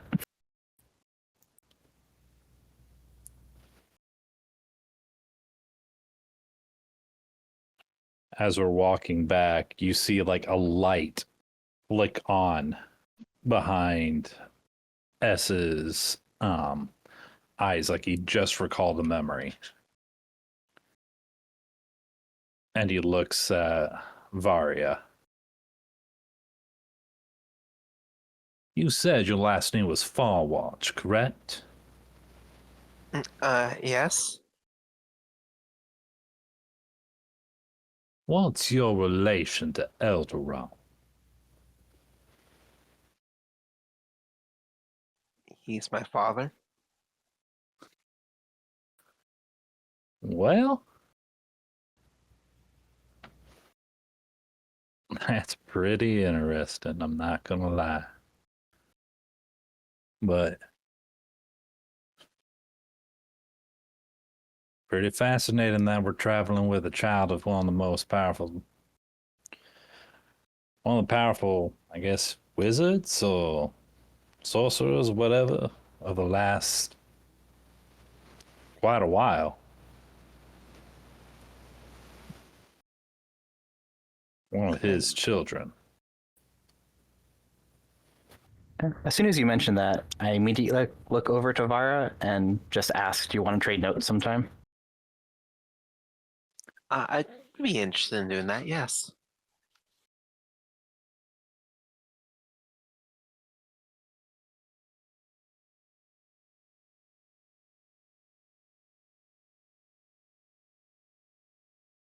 So, after that encounter, I just kind of want to go to bed now. I think it's a good idea that we all turn in for the night, especially since we've got a lot to do starting tomorrow. Mm-hmm. How? Yeah, what's up? I was just thinking maybe the compass should go inside Vane for now. It should be small enough to fit him. Correct?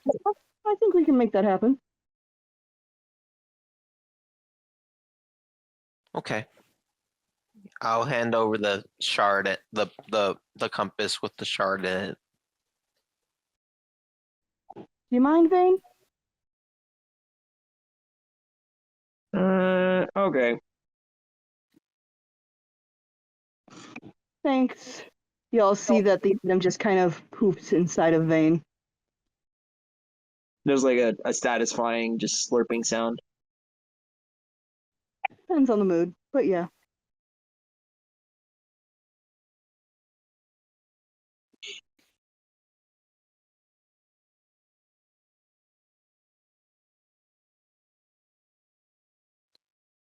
Yeah, as we walk away, I'm currently scolding my raven, who looks like she did nothing wrong.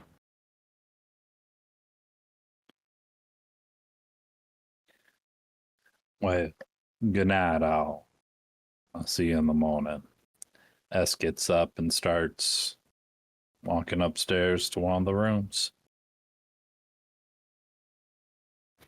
As I'm scolding my bird, I say telepathically, good night, then walk off.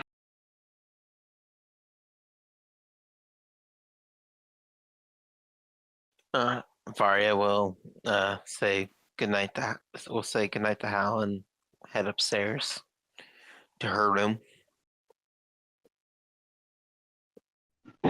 Kyle kind of reciprocates those thoughts and comments and goes from it. Goes off to the room. Okay. Everyone making their way to their room. Go ahead and describe me what is their nightly routine. S's nightly routine is sitting on his bedside, taking off his symbol and praying for a while, and then going to bed.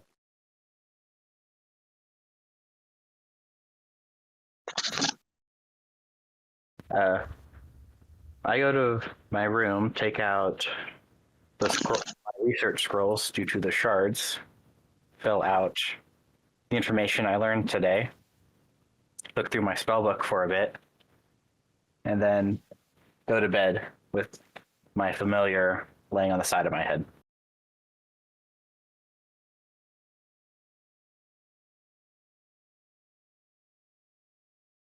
Kyle will review the inventory, provided that Vane allows them, wipes Vane down from any dust or grime, make sure that what feathers they have lie properly, remove their armor, and settle in. Varya will do her stretches while she while perusing her spellbook, mentally just getting mentally and physically exhausted so before she goes to bed, and then she'll head off to bed.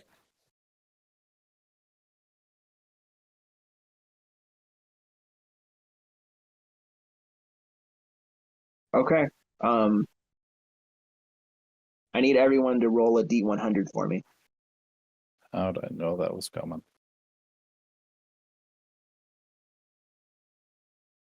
$51. Is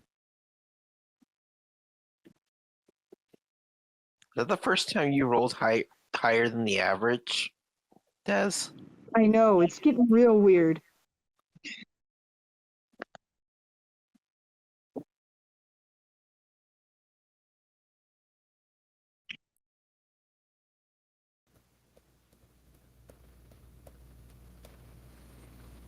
I'm back to rolling the lowest on that one.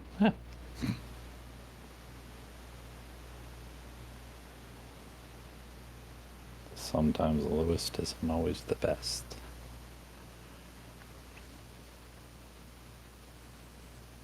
Okay. Looks like S. As you're slowly beginning to fall asleep,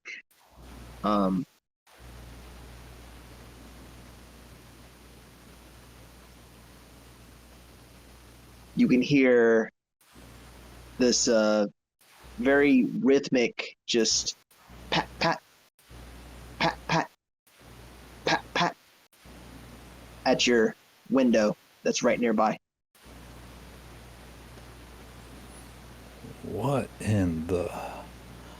I get up and I make my way over to the window. I'm on guard, of course, just to be safe. You're especially on guard as you see this black crow that's kind of looking off to the side. And then it looks the other direction and you see a nice purple eye as it looks back the other way. I fall back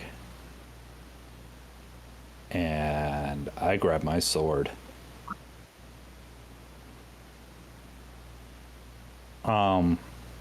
Where is everyone's rooms adjacent to mine? So they were kind enough to keep you fairly close. So just across the hall is Hal's room. Directly beside yours, to the left, if you exit out the door and go to the left, is Vera's room, and then directly across from that is Darjo's room. So it's kind of in a figure four there. Just because he knows Hyrule would recognize his voice, he yells out, "Hyrule, come!" Bull darts up, grabs Vane, and just goes.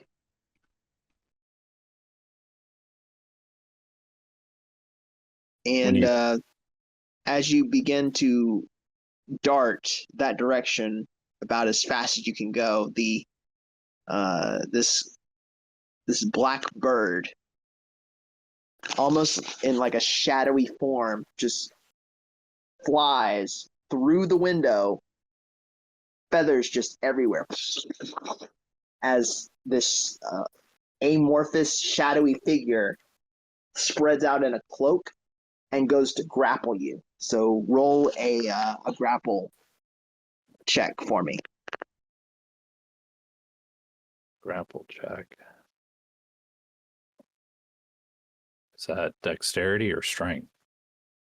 For you, it's going to be dexterity or strength, either to overpower it or evade. Okay, well, I'm gonna go strength because I actually. So athletics, would that be all right? Yeah, that's fine. Okay. Oh, I failed that. Even with Okay, so before you can even really react, in fact, you do react as you put your sword out forward and go to slash vertically towards this thing. It kind of goes through and around your sword and grapples you yourself, and it lands on the ground with you underneath of it. And you can feel the weight just take the wind out of you. And it just kind of has its arm, its hand around your throat and just kind of stretching you up. So you're very hard of breath right now, and it kind of looks you square in the eye. And this kind of skeletal looking figure with this one purple eye and this gaping jaw just kind of starts to give this cackling laugh at you. straining for breath, S says, "Who are you?" At that point, Hal, you kind of burst the door open and see this figure as its head just kind of snaps up towards you and spins the other direction, darting back towards the window. Immediately I say, Vane, bow now! And hopefully Vane gives me my bow. Arrow. Yes, and you get a special arrow with a chain on the end. I aim and release that. Okay, so let me roll for that.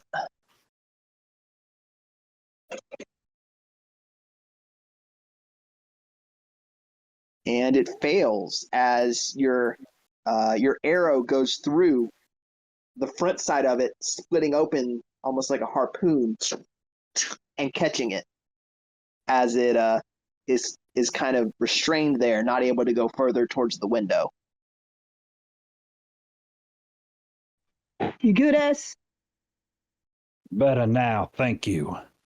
S gets up, grabs his sword, and dashes towards the creature. So its head spins around and its elbows and wrists click so it can successfully block whatever you're trying to come at it with.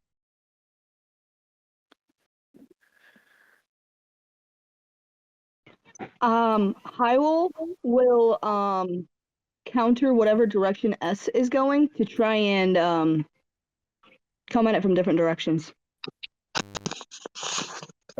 Can I roll to appear after the yell? Yeah, let's just go ahead and roll initiative. Okay.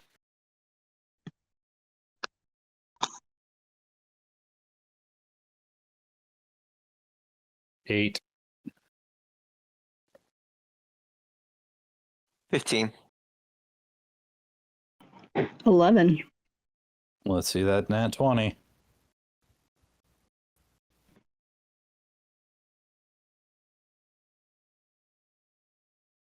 You had 7. I'm not going last. I think this is one of the first initiatives. I'm not going last. Well, All then right, how you so- pick the character with no dex? And true. So I guess that requires a perception check for Varia. You are in the room next to this, so you could hear it through the wall if your perception is high enough. Yeah, about that. That's a 3. That's a no.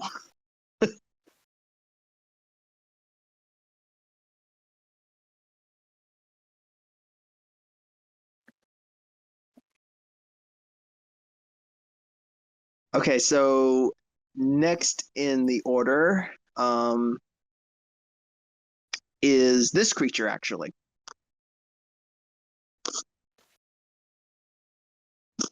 As it actually grabs the thing that is inside of its chest and just pulls it out. Let me roll damage for that. And a strength check.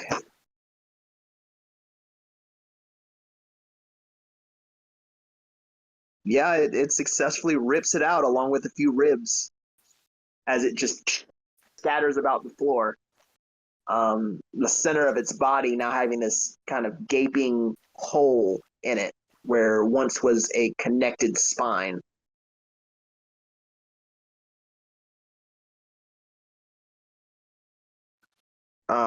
And then it lunges forward.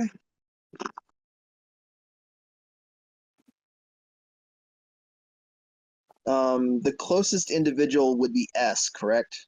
You're between. Yeah, I'd be the closest.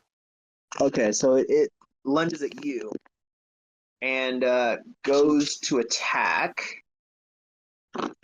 Huh? What is your AC? 18. 18. It does not. How do you successfully block this as it comes at you with its double swords in sort of an upward swinging fashion? I take my shield and bash both of the swords up into the air. Okay, so it does manage to barely hang on to it, but the swords ping as they ping up, almost scraping the ceiling as it kind of leaps in the air backwards. Just for clarification, did you apply your AC with your armor on? Yeah, that's what AC, shield, and everything. You don't have your armor on. I never said I took it off. Oh, correct. Okay, never mind.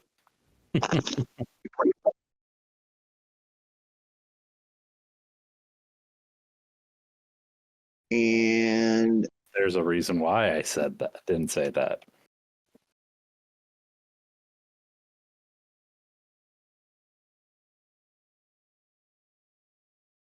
okay, so next is Hal. You can go ahead.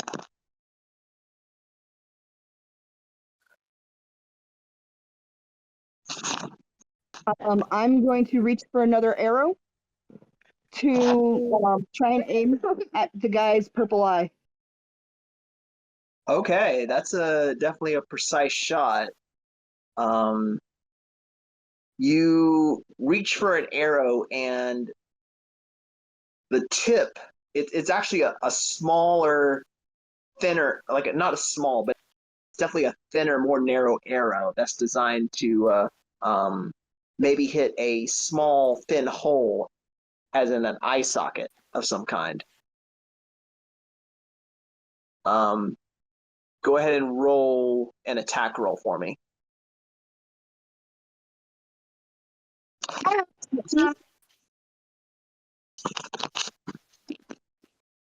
Okay, so even with the higher AC, that does hit as you roll damage for that.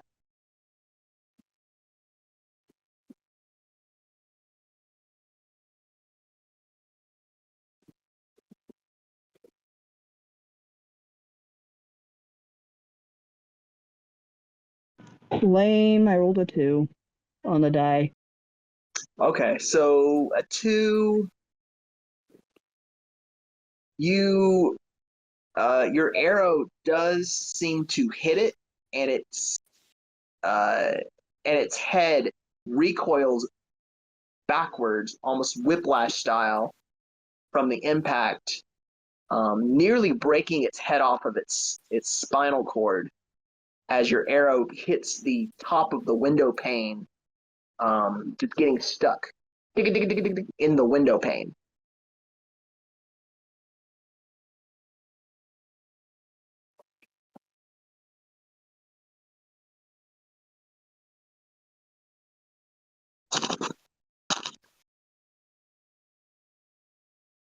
Sorry, I'm literally being attacked IRL.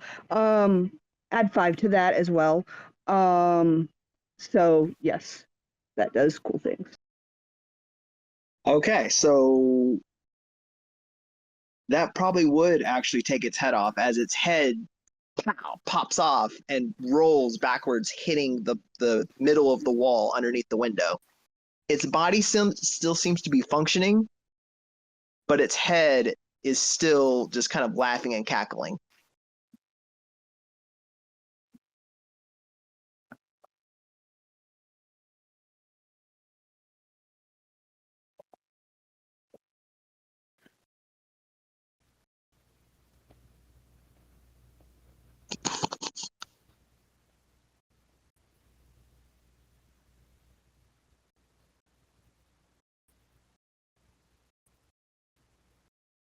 Okay, so we will move to Darjo. You're next.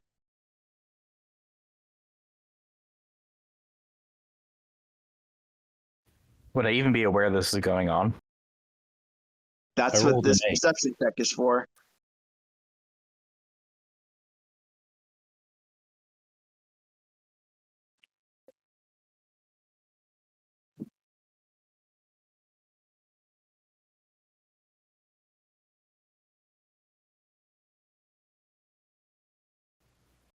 Well, I'll say with a 12, you stir enough from the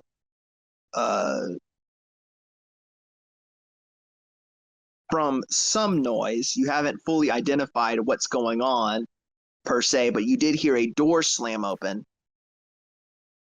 that is across the wall from you, which in this case was Hal running out of their room straight across the hall. And you're now becoming awake, so you will have a full action. You choose to take it on your next turn. okay.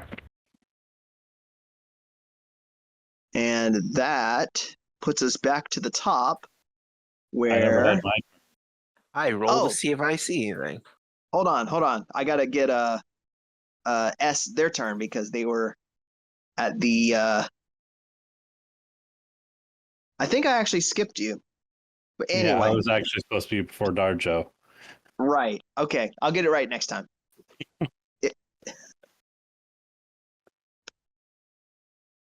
So what's the creature looking like right now? Head's taken off, right?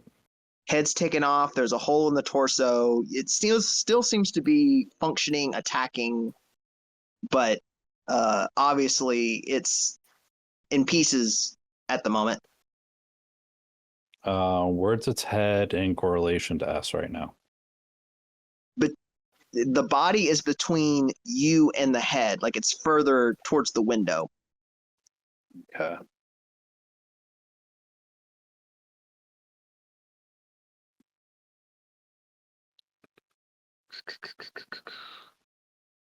I guess I will slash the body towards where any normal human heart would be. Okay. You go to slash. Go ahead, give me an attack roll there. Yep. 16. A 16 would hit. Roll damage. Okay.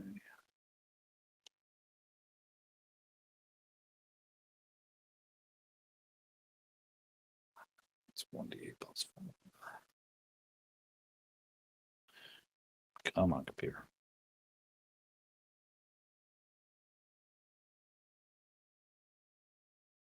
Eight. Okay, 8 damage. Nice. As you go to completely shatter this thing's body, it just clatters about the ground. It turns into these amorphous, shadowy pillows and just kind of dissolves into this almost this misty dust on the ground as the head just kind of sits there cackling and laughing at you.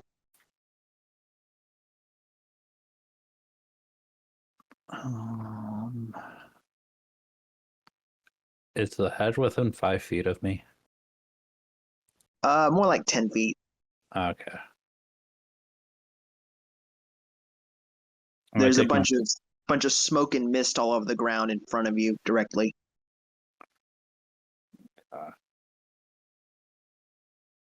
Oh,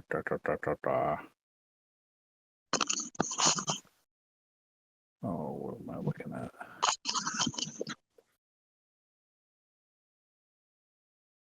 Okay, well, I'm going to... I think I'm going to end my turn right there. Okay, so with that, we're back to the top of the round. Roll a perception check. Now that there's more commotion and more sound, I'll give you a better... Okay, you do in fact hear what's going on. And with a 15, you kind of piece together exactly across the wall from you. Someone is getting attacked inside of S's room. I will bolt out and head towards his room. The door is already swung open as you kind of peer inside and see immediately right in front of you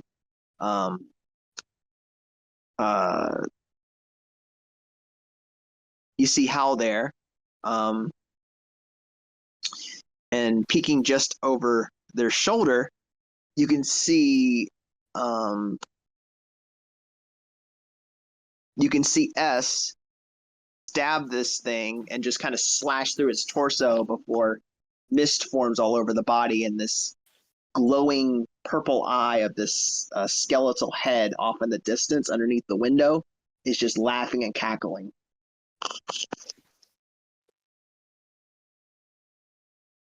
I will head over and pick up the skull.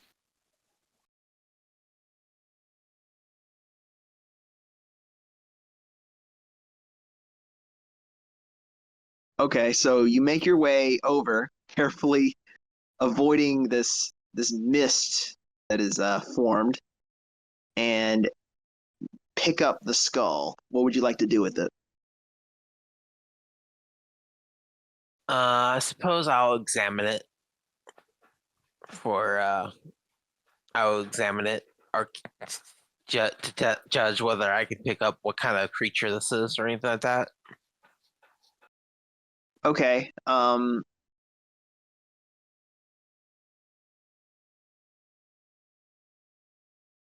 You're immediately getting an undead vibe from this thing, of course.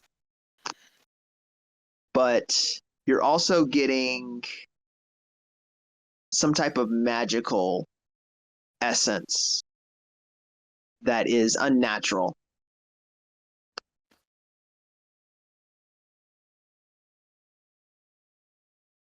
You're welcome to roll an arcane check if you'd like more than that.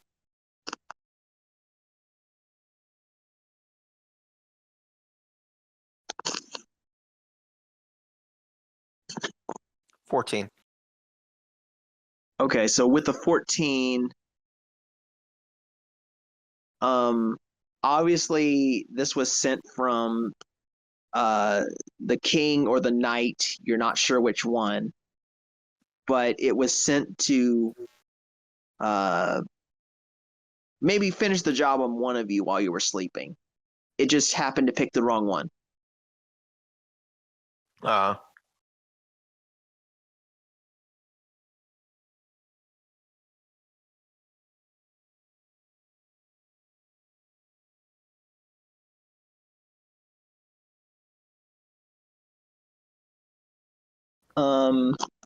Oh yeah, I forgot about this part. As you're examining it, I'd like you to roll a, what did I say? Wisdom saving throw. Okay.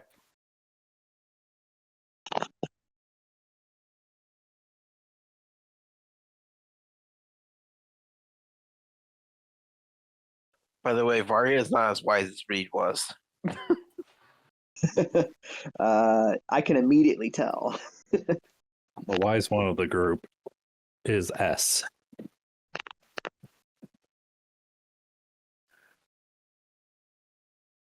Okay, so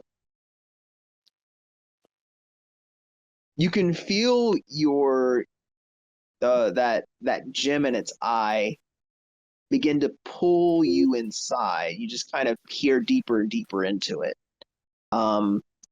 S and Hal, you do manage to see this thing just kind of slowly absorb your friend's attention deeper and deeper as it glows brighter and brighter on their face.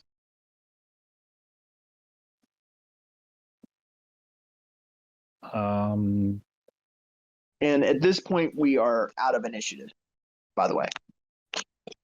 Since I'm the closest, I go and smash that skull out of his hand. Her hand. Her hand, sorry.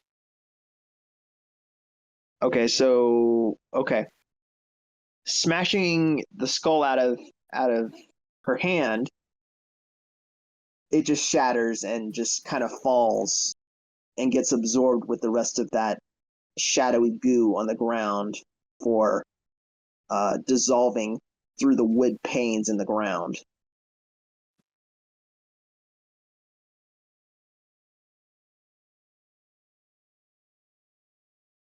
Head down underneath, see if that ends up on the floor beneath us.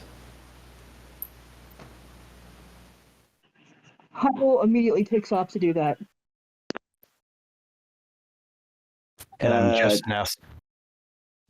now sticking right, my head out the door.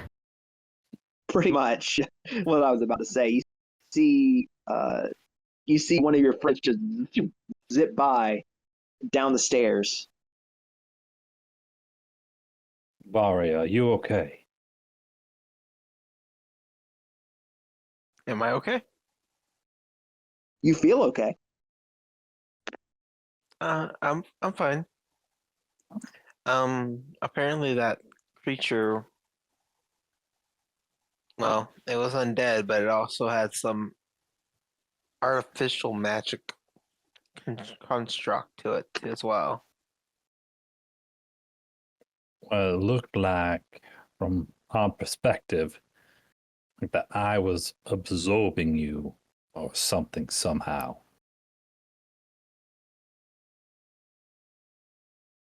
I feel fine.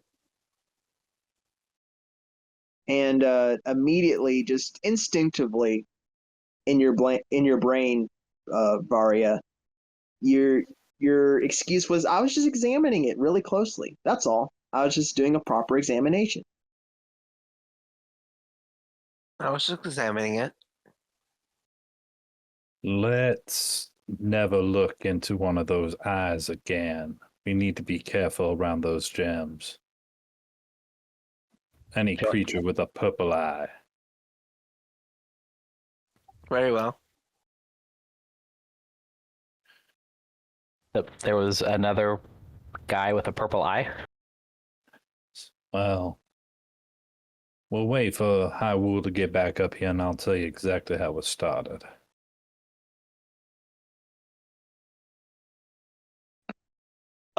Okay, so we'll go downstairs.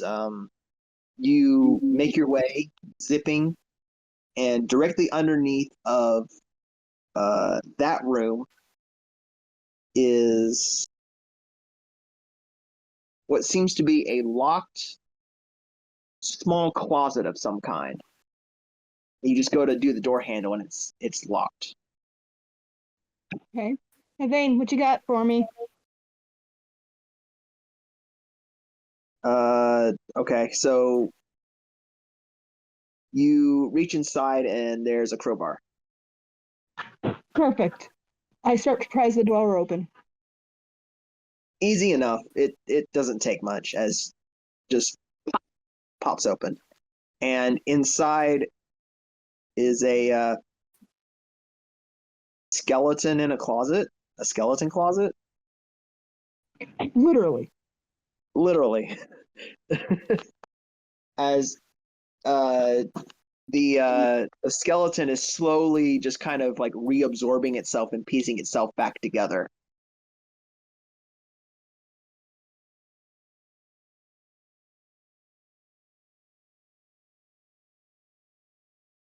Oh, I don't even. I shoot its head. You shoot its head, and now for the first time you can see a satisfying just pow as the gem itself just pops, and the entire creature just slowly, piece by piece, just begins to dissolve into nothing. Like nothing, or into dust. Like into nothing, like evaporated. Weird. Is there an arrow left? No. Oh, that's weird. Okay. Huh. I wait for it to dissolve entirely, and then I examine the room in depth. Okay, so you examine the room. You're welcome to roll a perception check as you examine the room. I'm going to take my time, but okay. As everyone's upstairs, you realize it's taken a little bit longer than expected. You're wondering if something happened. Yeah, we should probably head down. I was thinking the same. Let's head on down. I'll follow along. Headed on down, you hear a rummaging inside of a nearby hallway as you see the door open and just different cleaning products are being just kind of thrown out into the hall.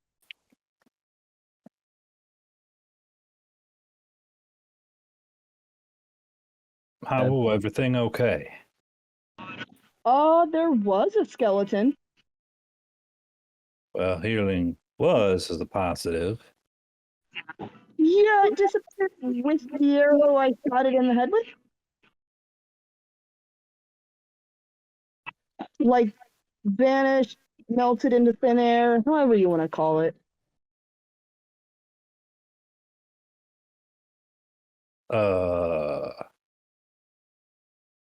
Did you break something on it? I was more concerned about getting rid of it before it absorbed whatever it was that disappeared from our room. Or S's room, I guess. I don't know. The room. Semantics doesn't matter right now. But what are you looking for? I don't know. It was in here, so maybe there's something here. It may have just reassembled itself down here. But have you found anything yet? Rare. No. Nothing Uh, so far. uh, I'm looking though. Can I roll an Arcana check? Please, go ahead.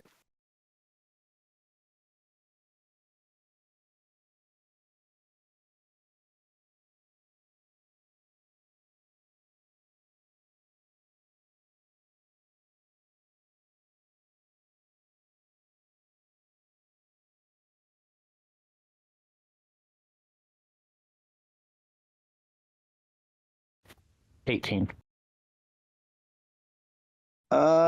Okay. You would recognize that this thing was directly linked with whatever was in its eye, and it must have gotten shattered somehow to the point where it just dissolved itself. No more.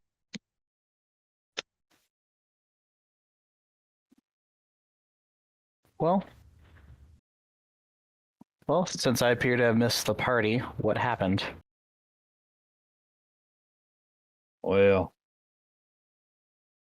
I hadn't fallen asleep quite yet, and I hear a tap, tap, tap, tap, tap on the window. So I get out, grab my sword just in case. Open it up, and all I see is a raven. And then it turns its head. Purple eye. Well, next thing I do is yell for high wool. Well, and then, well, the fight begun. So you got attacked by a raven that turned into a skeleton? It blasted through the window into the shadow. Yeah, it's kind of hard to describe it. I shot the first one's head off. Then one of us disintegrated its body. The head melted away down both through the floorboards. Then I went downstairs just to see where that stuff was going. The skeleton in this room was reabsorbing that stuff, so I shot it in the head. Okay, so it sounded like it wanted your attention before it attacked you. Mm-hmm. Well, I'm thinking we might want to share rooms from now on. Buddy up? Yeah, that's probably a good idea.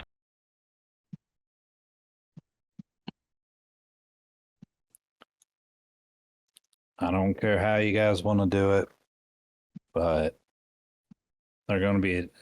It seems like they're not going to be afraid to attack us when and whenever.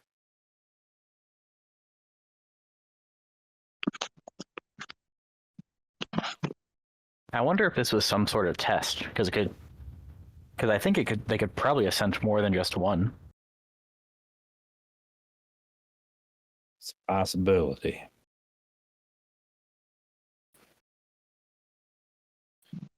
Maybe there was somebody else watching you fight.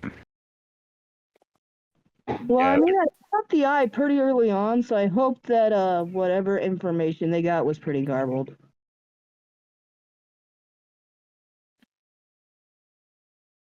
Okay, Well, so what do you guys want to do now? Bed.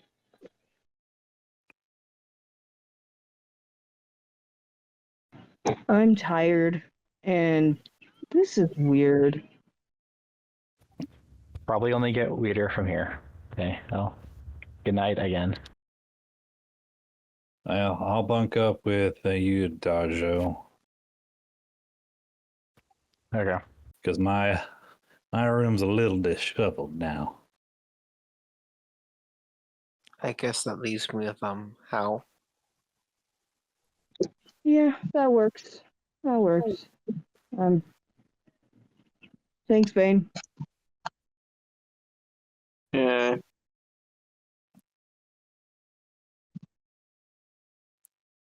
Yeah, I should probably say thank you to Vane as well for your quick reaction.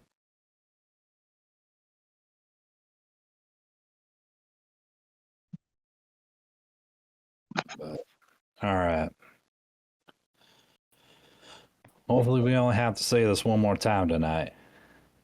Not everyone. Night. Good night. Good night. And with that, our heroes go to sleep for the night. After being emotionally and physically scarred in multiple ways today, it's good to finally get a long rest and wake up for whatever awaits you in session 2 tomorrow.